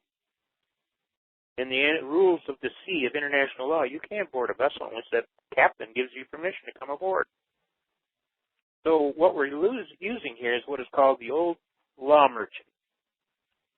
And you're arguing a jurisdiction totally foreign to most of these local officers who don't have a clue that they are operating in international law of the sea. The only problem is jurisdiction in admiralty law stops at the border of the water line to the dock, okay? So how did they get permission to come ashore? I always ask that, too. Do you have permission to come ashore? Because your jurisdiction stopped at the water line down there at the foot of the Detroit River. And they go, what are you talking about? And I says, if you don't know your law of admiralty and the law of the sea, you don't want to go against me. Because you're going to lose, because that's what the world is operating on, the law of admiralty and the law of the sea. So this is a really what we would call a serious argument at Supreme Court level. Most of your officers are not going to want to go there, trust me. And they're going to call in for assistance, and their boss is going to tell them, for God's sake, avoid anything to do with this, because you're going to get us in deep shit. Pardon my French. But that's exactly what he's going to be told, and they're just going to tell you, have a nice day, and think about slowing down. So that's the approach you take with that court. So when you're walking in, what do you see up on the wall? A gold fringe flag. thing out of your mouth. What is that? That is an admiral's flag. Are we an admiralty? Are you an admiral? I've actually asked a federal judge one time, are you an admiral? And he laughed because he knew that I knew. See, they don't think that we know this stuff. They don't think that we know there's a de jure United States and then there's the corporate United States. You notice all the old documents state on the top, these United States of America. Notice all the new documents now say, the United States of America. Who are they talking about? The United States of America. They're talking about the singular corporate. But if you look on all the old documents, it said these United States of America, meaning the configuration of 50 states united in a United States Assembly. But see, in 1861, when they did the Civil War, they suspended the Congress. It was sundied. They never give a reporting date back when they could come back. And after the war, they didn't allow the southern states to come back with their congressmen. They had overseers running the South, got me? Carpetbaggers. So when did we reassemble these United States? Technically, we never did. That's why a lot of these laws that they passed in Washington after the Civil War are really all baloney, especially Title 18, the Criminal Code. Why? Because they never had a Congress assembled with two-thirds majority to vote on any of this stuff. They just made it up. That's why the 16th Amendment is totally unconstitutional. They didn't have a two-thirds congressional committee to vote on the thing. And Ohio was the last state that was supposedly if you read the book, The Law That Never Was, by Benson, you clearly know those 2 volumes, 80,000 documents, prove they never ratified properly the 16th Amendment. So how are they even having this income tax based on the 16th Amendment? See, Bill Benson wrote the book. Okay? There's 2 volumes set. There's 80-some thousand plus documents that show why the 16th Amendment was never ratified. And this guy was a fraud examiner from the state of Illinois. Do you think he might have known what he was doing? Just maybe? Yes, he did. Now, there's a whole lot of stuff that's gone over the dam here. We've talked in the last 5 minutes at Supreme Court level heavy duty on subjects that would have law professors sitting here going, how does that guy know this stuff? What planet does he come from? You know, how could anybody have that kind of knowledge? But I'm telling you, people out here, there are people that have that kind of knowledge. They do know. And when they go into these courts, they are prepared to argue and be seriously challenged in jurisdiction. And technically, if you're seriously challenged in jurisdiction, they don't have any. Now, who has a burden of proving jurisdiction? Title V, U.S. Code, Section what? 5560 is in David, the proponent of a rule or order has the entire burden and proof of all claims. Got me? Okay? So, how do you have jurisdiction over me? I'm asking you, Mr. Prosecutor, since the burden is on you, I'm challenging you on your jurisdiction. And failure to properly prove that jurisdiction, guess what happens to you, pal? You don't have a claim for which relief can be granted. Who says so? McNutt versus General Motors Acceptance Corp. 56 Supreme Court 502 says the burden falls on the plaintiff claimant at all times to prove jurisdiction. Period. Okay? Then you can go into some heavy, heavy duty law on jurisdictional challenges.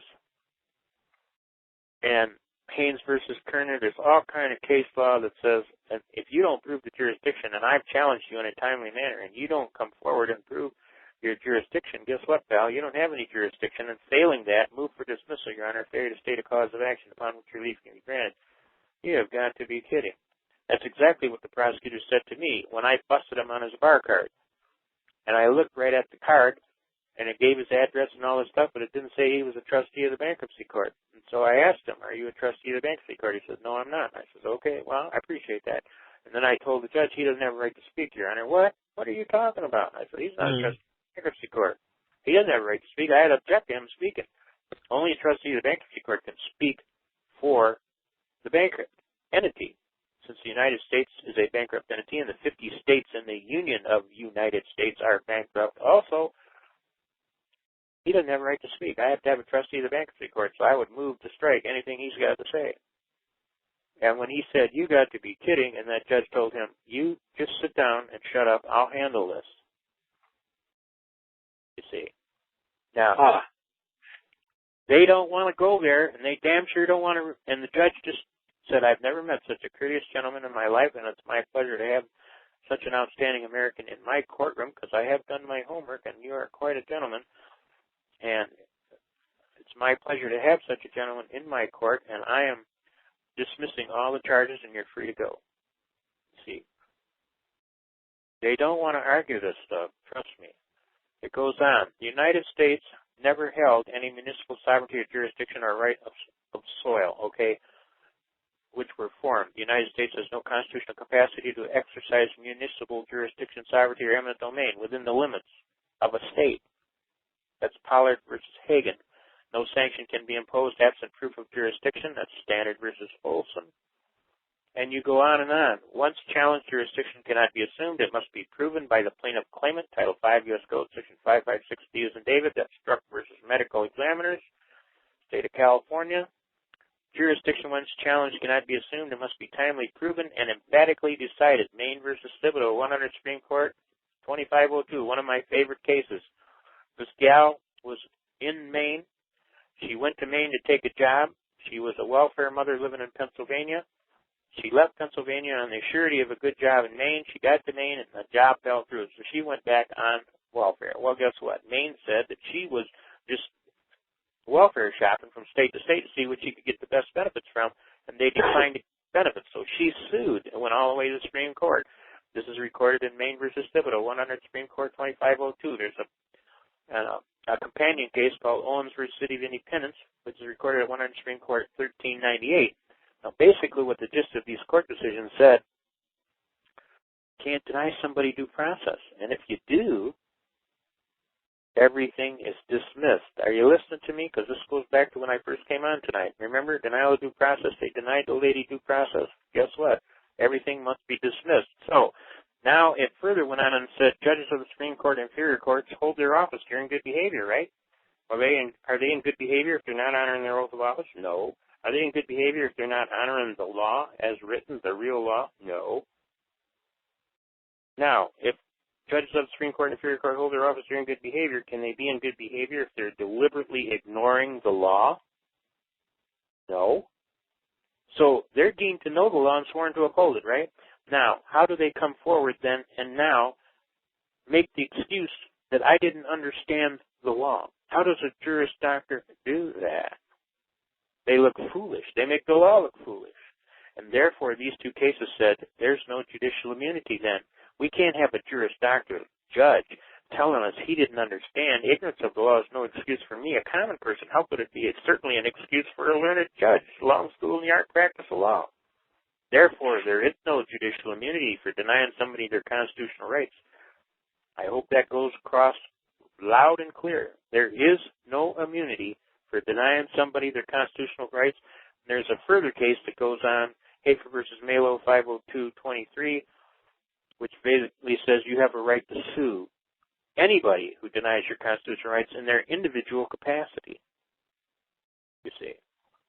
So these are some things that you can use to help build and solidify your case when you're going there, and they have the burden of proving all the jurisdiction. Cases, McNutt versus General Motors Acceptance Court, 56 Supreme Court, 502, and there's a bunch of cases that go underneath it, Griffin versus Matthews, Baso versus UPL, Thompson versus Gasco, which is a really good case. All these cases conform and confirm that when challenged, jurisdiction must be documented, shown, and proven to lawfully exist before a case may lawfully proceed in the court. Okay? So once challenged, they have the burden of proving it. And if they don't prove it, guess what? They're in deep doo-doo. Move for dismissal, Your Honor, failure to state a cause of action upon which relief may be granted. And that goes totally across the board. They don't have no cause of action for which relief can be granted. So one of the first things you want to do is prove, or at least challenge, the jurisdiction formally on the record. Then it's up to them to prove it. Can they do it? No. But that's their trouble. That's their problem, not yours. Thank you so much. All right. God love you and keep you. Yeah, you too. Thank you much. Thanks, Richard. Anyone else have a question? Press *8. Otherwise, let's see here, North New Jersey. Go ahead, North New Jersey. Did you have a question? Yes. Regarding being served with for property taxes, a certificate of sale, what is the procedure once you are served? Well, you're gonna challenge their procedure on, first of all, their jurisdiction to do what they're doing. The bank would be coming in. You're saying that the bank would, or whoever bought the well, you're confusing some issues here. Taxes? First of all, on the back of your mortgage, there is what is called a due on sale clause, okay? The due on sale clause basically is to protect the bank, okay? And one of the clauses... This is not a mortgage. This is a I understand. Property tax. I'm trying to share with you something here, so just float with me for a minute here. Okay. The back of the mortgage has a due on sale clause on it. If you place the asset of the mortgage, the house, in jeopardy of any kind, okay, the bank reserves the right to come and foreclose and collect the entire debt owed. Now, one of the ways you can endanger the asset of the note is not to pay the property taxes, okay? So that's how the bank got in this, because when you didn't pay the property taxes, they claim you endangered the asset of the note, the house, and that the state would now come and collect it for property taxes. So they reserve their right to now foreclose on you for endangering the asset of the note, the house. That's how the bank got in this, okay? Mm-hmm. Now, but there's no mortgage. Well, why would the bank be involved in? Well, the bank happened to buy the property tax. Okay, well then, and then there's a redemption period. You have a right to a redemption period. But technically the state... It's already over. No, it's not over because you got 3 years after you found out the fraud was done. After you found out the fraud was done? Right. You just found out tonight the fraud was done, right? Right. So you got another 3 years. Which means... You could go back for the fraud. The fraud being that they illegally put that property tax on your property in violation of federal law, Title 31, Section 742, which very clearly says, except as otherwise provided by law, all stocks, bonds, treasury notes, and any other obligations of the United States are exempt from state, municipal, and local taxation. This exemption extends to every form of tax which would require that the obligations or the interest thereon or both were considered directly or indirectly in the computation of the tax. How did they figure the property tax? Exactly. How did they figure the property tax? Didn't they use Federal Reserve notes? Didn't they use the interest compiled thereon? So the tax was illegal from its inception. Who says so? Memphis Bank versus State of Tennessee, Ed O'Garner. What you did was fraud, state of whoever. You fraudulently came after my property based on an assumed alleged debt which did not exist in fact and in law, and you injured me, and you stole my house in an illegal action, which was done fraudulently and deliberately with malice and forethought. So your action is voidable ab initio from its inception based on you used fraud and unclean hands to steal my house. Well, they haven't stolen the house. Are you with me so far? Yes. Okay. They did an illegal act. They foreclosed on your house based on a claimed debt that you owed them XYZ amount of tax money and you didn't pay it, right? Mm-hmm. So therefore, they came and they foreclosed on your house and they took the house for back taxes, okay? But the state didn't have a right to do the tax. What are you talking about? Well, if they didn't have a right to do the tax, I mean, isn't that kind of like armed robbery armed, and then they send these guys with guns to come and take your house? Correct. This is a very heavy issue, but we are talking law at Supreme Court level right now, whether you realize it or not. They really don't want to go here. So when you bring this stuff up, what usually happens is they take your case and they put it on the bottom of the stack, and they don't call you no more. They don't want to go to fight this issue. So all of a sudden, just go away. So when you bring this issue up, they don't want to call you back anymore.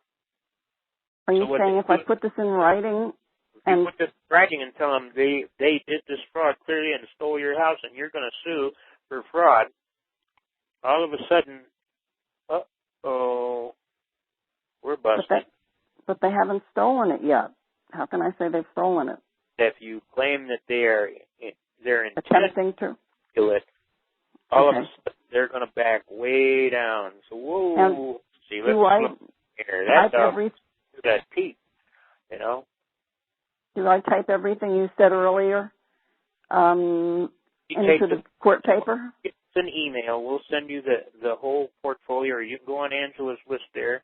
She has it. It's called Title 31, Section 742, and Title 31, Section 3000. I'm well aware. I actually found Title 31, 742 in the New Jersey Library.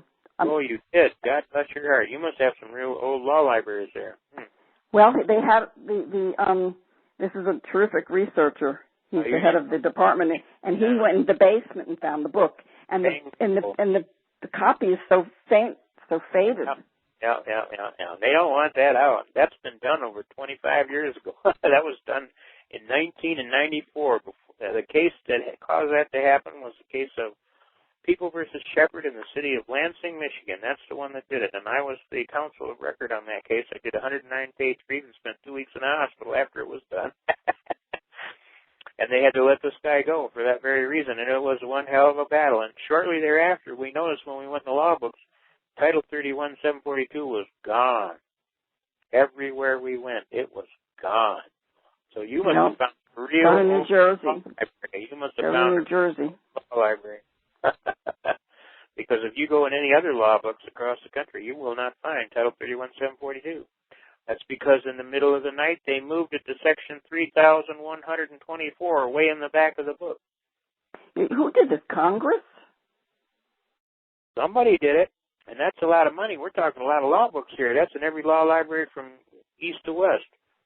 Go in any law library you want and try and find Title 31, 742. You really lucked out if you found a copy. You should offer them to buy that copy, and you'll hold on to it as a collector's item. I'll buy it off you.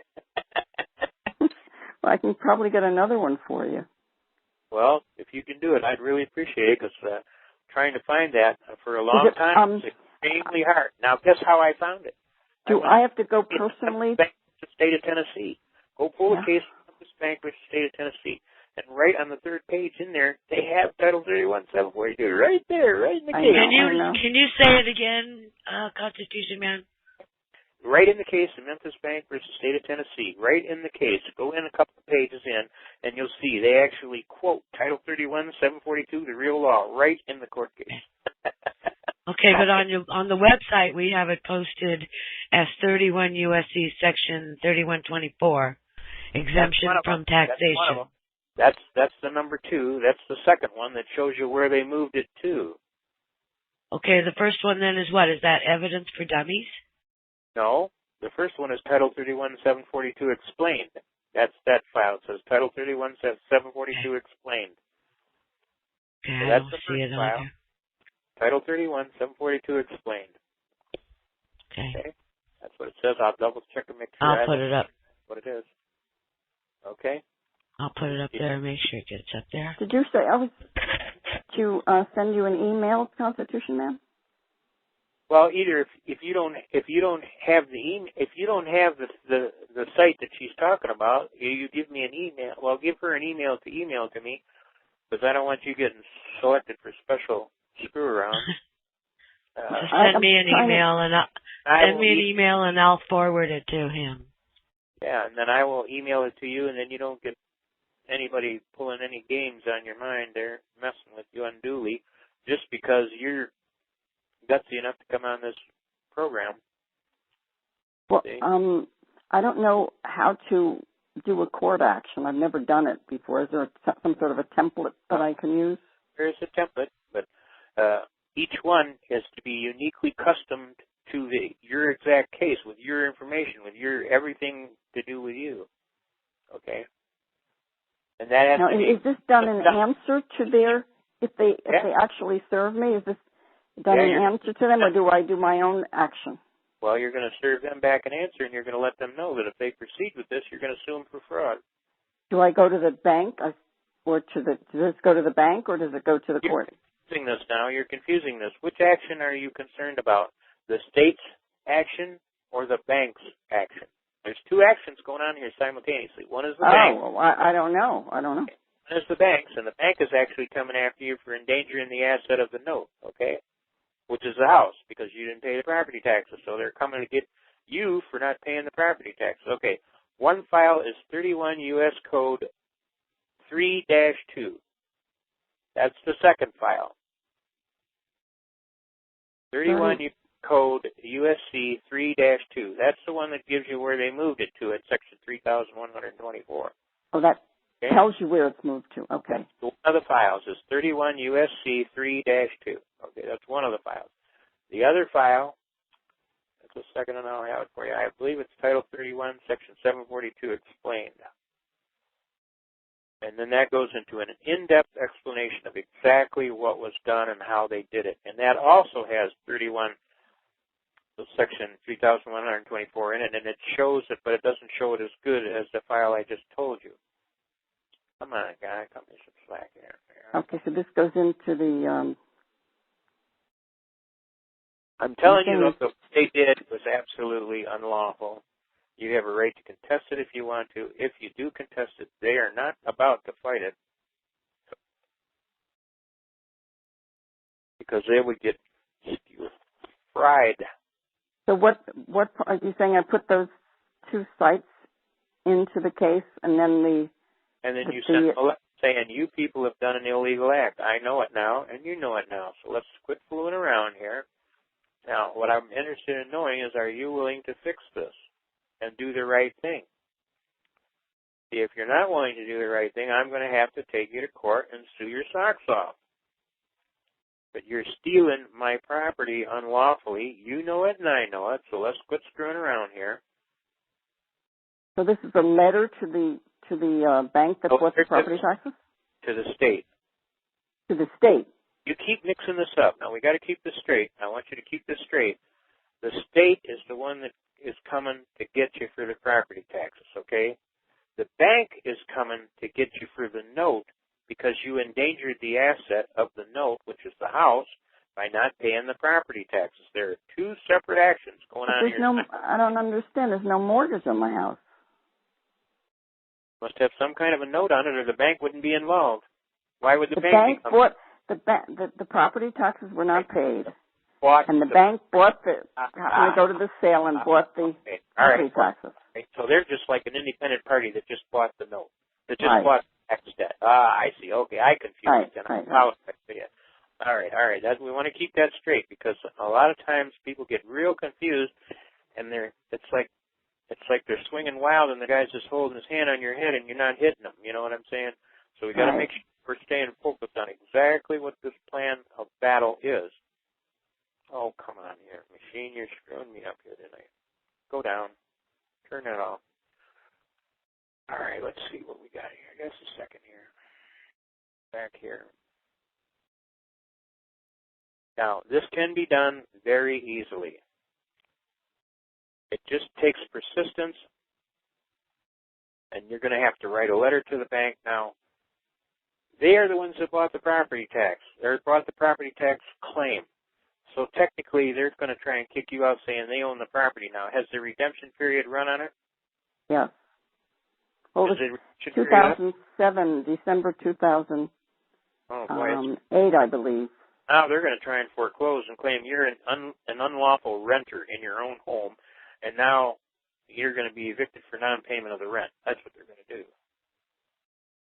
They claim they own the property then. That's what they're doing. Okay. And they're actually coming as the owner of the property to take the property because they bought the debt of the taxes. And now they're going to be bringing an eviction action to get you off the property for non-payment of the rent. Do you see that? Yes. Does that sound like what's going on to you with the letters? Yeah. Would you repeat that? Here's what we're going to have to do. We're going to have you give Angela an email and a contact number. She's going to get it to me, and then I'm going to get to you, and then we're going to sit down and we're going to set up a battle plan to go notify this bank that they're a party to fraud and that they're an active party to the fraud, that they're involved in it, and that they're trying to steal your house unlawfully, and the fact that they have ignorance of the law is no excuse. Ignorance of the law is not an excuse. Okay? Okay. Wonderful. They can choose to continue this fraud, and we can sue the socks off you and own your bank, or you can just leave me alone. Now, there's a bunch of things that have to be done here. A bunch of things, because we have to preserve your right to your claim of your property and ownership of your property, and there's going to be a sheriff's deed out there for the tax sale,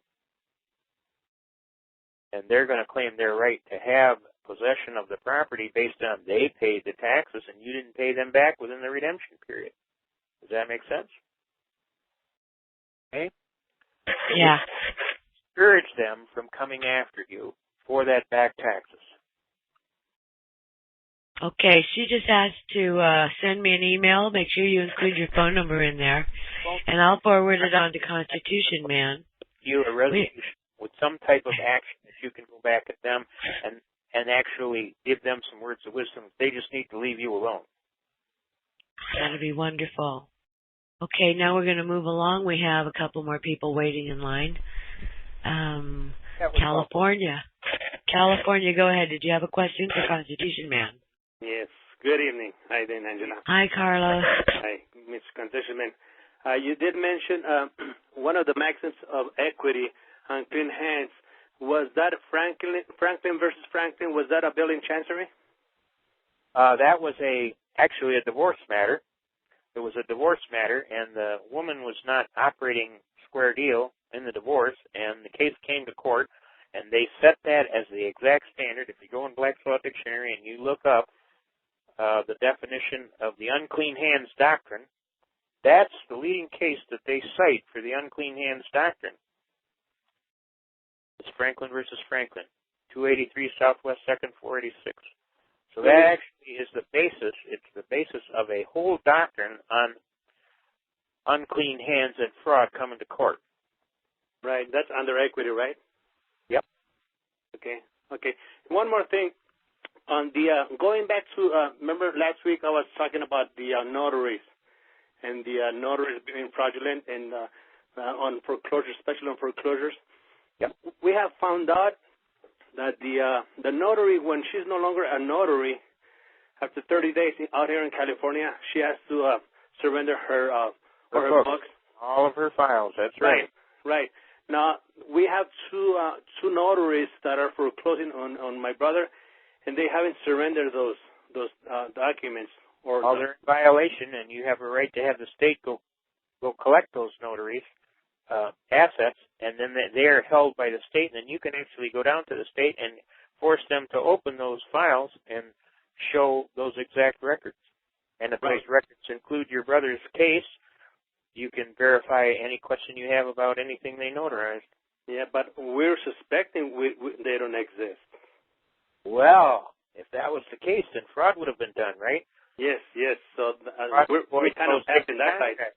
Fraud would void the most sacred contract, right? Right. Now let's move on to my case. I'm doing the same thing. I went after the notary, and I went. She surrendered the books, but I went to the county recorders in San Diego. Okay. She says, you know what? I'm just looking for the signature line. I want to make sure that the person who signed is the person that signed it. Everybody does exist, because I have suspicion someone doesn't exist, right? Okay. And it's been about 3 weeks, and they've been having trouble trying to find my info. So I guess it's all fraud. Probably have hit a very sore spot, and there is no such party. So now we have a fraudulent affidavit signed by a fraudulent notary. Right. And that was the substitution of trustee. That would void the claim of that bank in court on the foreclosure. Right. Now I did file a federal lawsuit, and I did include we want to depose him and subpoena to second all the documents. So I'm on the right track, right? Yep, you sure are. And they are getting real nervous around you because they're starting to realize that there was some fraud done here, and they could be right in the middle of it. So they're basically backpedaling right now. Right. What I'm suspecting, I told my brother. What I'm suspecting, this notary sold the stamp, and she doesn't exist. It's just robo-stamping. So anyway, I just wanted to bring it up for somebody else in case they had something similar. Thank you, Mr. Constitution. That's okay. That's okay. There's a big lawsuit involved in that, and with Deutsche Bank of Germany and several other big banks in New York City are being sued for these robo-signers. I sent you the file, but I'll send it to you again, Angela. It's a whole story that was put out on 60 Minutes about they had some kid who was signing as Linda Green. Yeah, I have it. All these banks. You get that one? Okay, we have it. Yeah, we've got the video also on the page. Right, I sent all that to you, and so that is prima facie proof that this robo-signing is definitely going on. It did go on, and now the federal government and the banking system is now going after the banks and sanctioning a bunch of them for this very affair because of that 60 Minutes program and the evidence that's provided. I mean, if you're going to attack somebody, attack an FBI agent. You know what I'm saying? Give me a break. This gal was the advisor to the FBI on how to prove mortgage fraud. So when they jumped her, they definitely jumped the wrong lady, didn't they? Right. Mr. Constitutionman, last question. Do you recall one of the best, I hope you recall, in your opinion, one of the best bills in Chancery? Could you say that clearly again? I didn't quite get that. Do you recall any case law in Chancery? In your opinion, one of the best? There's millions of cases in Chancery. In your opinion, the best one? The very best case I ever read, ever? Yes. Marbury versus Madison, 5 U.S. 137, 1803. Okay, slowly, please. Marbury? Marbury versus Madison, 5 U.S. 137, 1803. And I've sent you that one too, Angela. Yeah, that's Marbury versus Madison. All right. Yeah. Thank you. Thank you. What that case was about was they were wheeling and dealing and they were selling election favors, okay? And basically what happened, and the case was actually first heard in 1803 in the United States Supreme Court before the Honorable Justice John Marshall. He was the very first Supreme Court justice. And basically he made a decision. And see, this is probably the leading case in the history of this country on any type of argument in law, okay? Whether you're in Chancery or any other court, which says that the Constitution is the supreme law of the land, okay? And it goes according to Article 6, Clause 2 of the Constitution, which says the Constitution and the laws and pursuance thereof and the treaties made or which shall be made under the authority of the United States. What's the authority of the United States? The Constitution, right? Shall be the supreme law of the land. The judges in every state shall be bound thereby. Anything in conflict or repugnancy is null and void of law. It bears no power to. Now, Judge Marshall went on and basically took that argument, and then he went on further and he said anything that's in conflict or repugnancy to the Constitution is null and void of law. It bears no power to enforce, no obligation to obey. It purports to settle as if it never existed. For unconstitutionality dates from the enactment, not from the date I come to court and say it was unconstitutional. It was unconstitutional from its inception. Therefore, it is non-law. It doesn't exist. It operates as a mere nullity, a fiction of law. It has no power to enforce, no obligation to obey. It purports to settle as if it never existed. So that sets a standard in law that anything that comes in conflict with that Constitution is definitely void, automatically void of law. So when these people tell you there's no Constitution, well, they may not be enforcing it, especially in your favor, which they're required to do, as stated in Byers v. United States that we said at the beginning of the program, 273 U.S. 28. They're required to enforce it in our favor. It's supposed to be enforced in our favor. So if we even have a reasonable claim of a right in that Constitution, they're supposed to honor it. Don't you think that would be kind of one of the most powerful cases you kind of want to know? Because that sets a standard for you making any claim you bring in any court in the land, no matter what court, Chancery, criminal, whatever. You have constitutional rights. Those constitutional rights exist. They are there. You must claim them, of course, And, of course, if you don't know them, you can hardly claim them. So guess what? If you don't know your rights, you don't have any rights. Does that make sense? Yep. So it's real important that we get across this idea that the Constitution is and factually exists, and that you have rights now. They may not be honorably doing their oath of office. They may not be honoring them. They may be ripping you off and violating your constitutional rights right and left, and that's what we're seeing across the land. I mean, if you read any of these reports, you can clearly see they must not be honoring their oath of office, huh? Bingo. Go to the head of your class. That's what's happening. So if they're going to say, well, there's no Constitution, it's all baloney, it's all bull stuff, you know what I'm saying? The only reason that is because there's not enough people like us that are coming forward and saying, hey, I got my constitutional rights, and I'm asking the court to honor them. All of them. Exactly as written in the black letter law, including the right to keep and bear arms, and that right shall not be infringed. What do you not understand about infringe? And since that's the supreme law of the land, the judges in every state are supposed to be bound thereby. And those rights are supposed to be honored in my favor, not the state's favor. That's Byers versus United States, 273 S28. So when you're studying this stuff and you start to realize, my God, and then you start to realize the Ninth Amendment, okay, says enumeration or addition of the Constitution shall not be construed to deny or disparage other rights retained by the people. So if the rights were declared in the Constitution, they can't pass a law taking them away. So how did they pass this concealed weapons law? They did it illegally. Does everybody see how powerful that Marbury versus Madison case is? Yeah. That's probably the leading case in the entire history of these United States. So it would be to kind of know that Marbury versus Madison case and be able to recite it from memory and be able to tell them, and I'm claiming my constitutional rights clearly and unintelligibly and unequivocally, meaning I'm not giving up.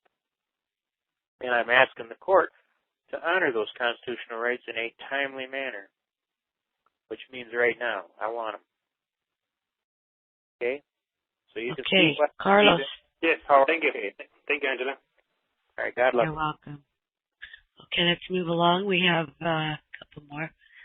Let's see here. Muma. I'm trying to unmute you. Hold on 1 second. There we go. Did you have a question?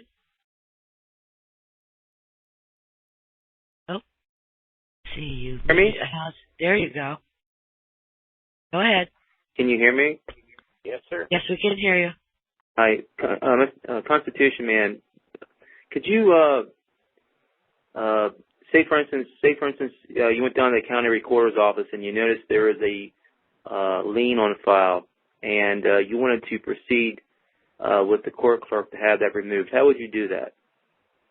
Well, that's a big question. We could take all night answering that. Well, basically, what kind of lien are we talking about here? Let's say an IRS tax lien, and you got into a dialogue with the county recorder clerk down there. How would you proceed in explaining to her that the lien that is on the file is a fraud? Well, the first thing I would do is I would have her show me the lien that she has on file. I would like a copy of it. Then she's going to pull out a document that's called Notice of Lien, which is not a real lien. It's a notice of the lien. There are two separate documents. The Notice of Lien is a Form 668, parens W, parens C, parens capital W, parens small c, or it will be a 668, parens capital Y, parens small c, which is a notice of lien, which is merely nothing but a notice of intent to lien. It's not really a lien within the meaning of the Internal Revenue Code. The actual lien will have in the upper left-hand corner Form 668, parens small b, okay? That is an actual lien, and it will actually state on the top of it, lien, okay? So, first of all, she's got the wrong document. If she is actually holding the notice of lien as the actual lien, she's made a mistake. You're going to bring that to her attention. And you're going to go on the bottom of the left-hand corner of that document, and you're going to see several names signed, okay? There'll be a little note on the bottom of one of the names which will say for. Now, that person is signing for another person. Now, what happens when one person signs for another person? What's one of the requirements that has to be attached to that notice? Power of attorney. Power of attorney. And if the power of attorney is not there, does that person really have a right to sign for that other person? No. That's right. So what we got here again is a fraudulent document. Got it? Next, you go over to the right-hand lower corner. It's supposed to say that the person signing this is a collection branch manager GS11 or above, okay? Meaning that they have authority, like a judge, to sign this document. You're going to see a person that signed this, and they're going to put their title on there as agent. Well, if they're an agent, they're nothing but a GS9. So that means a government service worker at a level of GS9 doesn't have authority to even sign this document. So that's another fraud, okay? Their own Internal Revenue Code says it must be signed by a GS11 or above. Collection branch manager, and it has to state on there that they're a collection branch manager. Now, if you look at this lien, you'll see that it just has agent on there, which means that some agent just signed this GS9, and they don't even have authority to do that. So what we have here, clerk, is we have a serious fraud. It's not properly signed and acknowledged. It's not properly witnessed. This party here doesn't have an attached power of attorney to even sign for this other party, and you got the wrong form. Now that I've shown you all these errors, I'm going to ask you kindly to remove this from my property because it's obviously done in fraud. Now, you can choose to do one of two things. You can choose to cooperate with me and correct the record here and do the right thing and follow your own clerk's manual, because you're not even allowed to file this as a document because it's a fraudulent document, okay? Now, if you do that, I will agree to hold you harmless and not sue you for this injury to my good name and my property. If you choose not to fix and correct this fraudulent error, I will have no other recourse but to file suit against you, your boss, your boss's boss, and this whole county for slander and defamation of my property. You've got a slander of title here. How about the fact that they put your Social Security number on there, and then anybody and their uncle can go down to the county recorder's office and pull up the tax liens and can see anyone's Social Security number on the face of the document? Isn't that a violation of the full disclosure or right to privacy? Yes, sir. Yes. It's also a violation of Title 26, United States Code, Section 7214, which says they shall not give out any information about your private files. How about the fact that when they record that document, they don't actually record it. They file it in a miscellaneous file or a lien index, and they don't record it as a actual lien. If they don't follow the procedures of that clerk's office in their manual, that's another fault you can get them for. That's right. That's what I thought. Okay. Well, that's all I really had. I just wanted you to go through that because I've heard you do it one time before, and I wanted you to do it again for those people listening because I know you know your stuff, and I just wanted you to do it. I appreciate that. Usually, if you follow the procedure, you will get results, and that clerk will be more than happy to cooperate, usually. Okay? All righty, moving right along. Michael, go ahead. Did you have a question? Yes. Hi, Angela. Hi, Constitution Man. Hi. How you guys doing? How you doing? Great, thanks. All right. Just so you know where I stand, the lady who called just before the last two about her property taxes, Okay. I had paid my property taxes, and up until this year, because I had been learning about Constitution Man stuff, and of course Angela's stuff and all that, I watched Constitution Man's videos about 6 times and dissected them and tried to get every bit of information I could off of that, including going down to the Ann Arbor Law Library and going to the Conflict of Laws and Jurisprudence and all that. Yep. That's over at the University of Michigan right there in downtown Ann Arbor. Yep. Yeah, it's a great law library. It's a cool law library. Well, it goes 7 floors under the ground. It's cool. But I went through and copied all those things that you go over in your YouTube videos and all that. Okay. I went to go fight my taxes at the beginning of this year, and I slapped that lawsuit of Memphis Bank versus Gardner on the desk of the what do you call it? The tax board right there. Tax board. And I read it to them. And they just looked at me and they go, well, I go, why do you guys send me a tax bill? Yeah, why? And they go, well, that's just what we're supposed to do. But you're in violation of law. I went through and said all that to them, and then 3 weeks later, they didn't even change my taxes. Well, some people are ignorant. I mean, I don't think there's anybody in this world that doesn't believe. You can find people that are ignorant everywhere. Well, it just, my boss told me to do this, and that's why I'm doing it. That's what they did at Nuremberg. I was just following my orders. Well, they hung all them guys because they clearly knew or should have known when they did all of that crime against humanity. They were breaking, there's a higher law, God's law, and clearly they knew or should have known they were breaking God's law. So the bottom line is now today we're hanging you. There's a lot of people that operate purely on the fact, my boss told me to do this, and I'm just following my orders. Well, what I ended up doing is you got to, sign a petition and send it to Lansing saying that you want to fight your taxes. Okay. So I did that, sent it certified, so they can't deny it and all that kind of stuff. Okay. And then I sent the city notice. Okay, I just sent them a notice saying, produce a law that requires me to pay taxes. And prove that you have any interest in my property that I paid for. Yeah. Yep. And then I said, give me a reason why you're not following the laws of this country and the Constitution. You took an oath to uphold. What did they say to that? Well, no, I had 5 questions as I asked them. Yeah, put that and I said, why don't you follow United States Supreme Court cases? And then, by the way, like you said before, verify the tax debt, Section Title 15, Section 1692. 1692 for NC, you have a right to challenge and make them prove their claim. That's called the Fair Debt Collection Act. I sent that to them. No answer. Yep. And now all of a sudden they don't want to talk to you nowhere, right?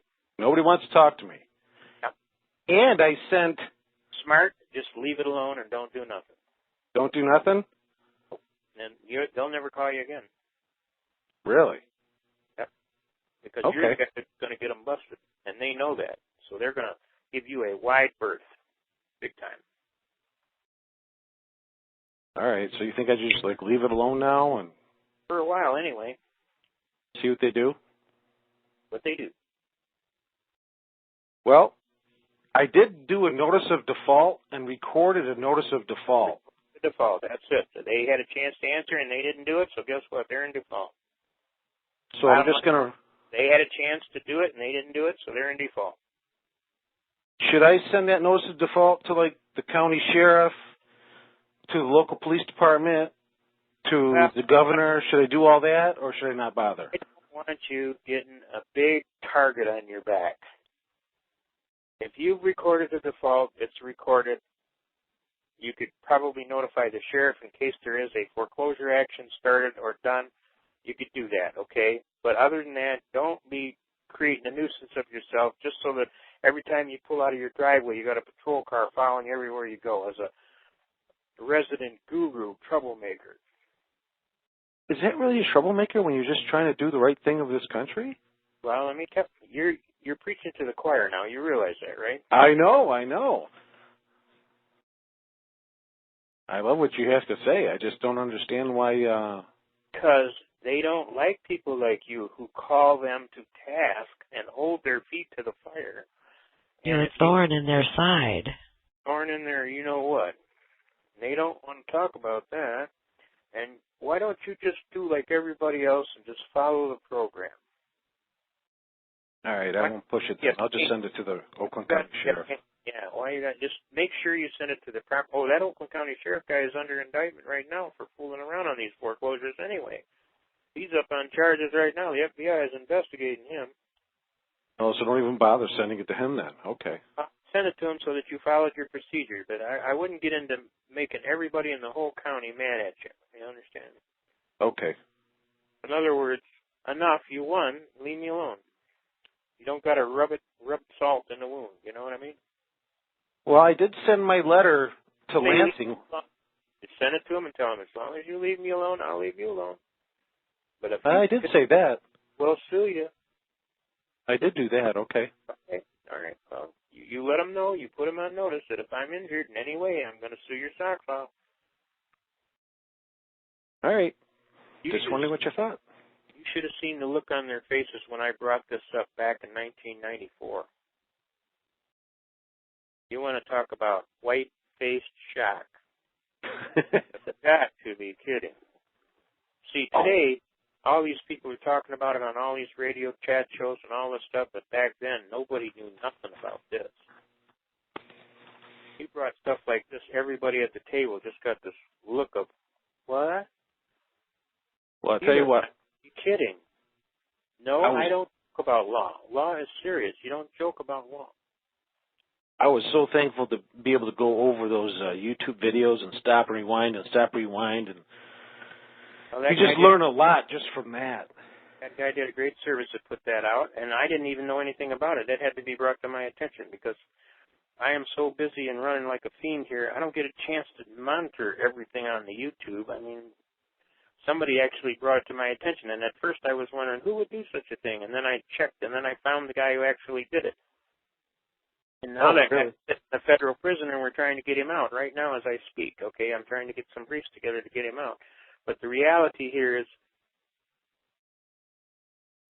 when I started this, I never meant to be such a notorious.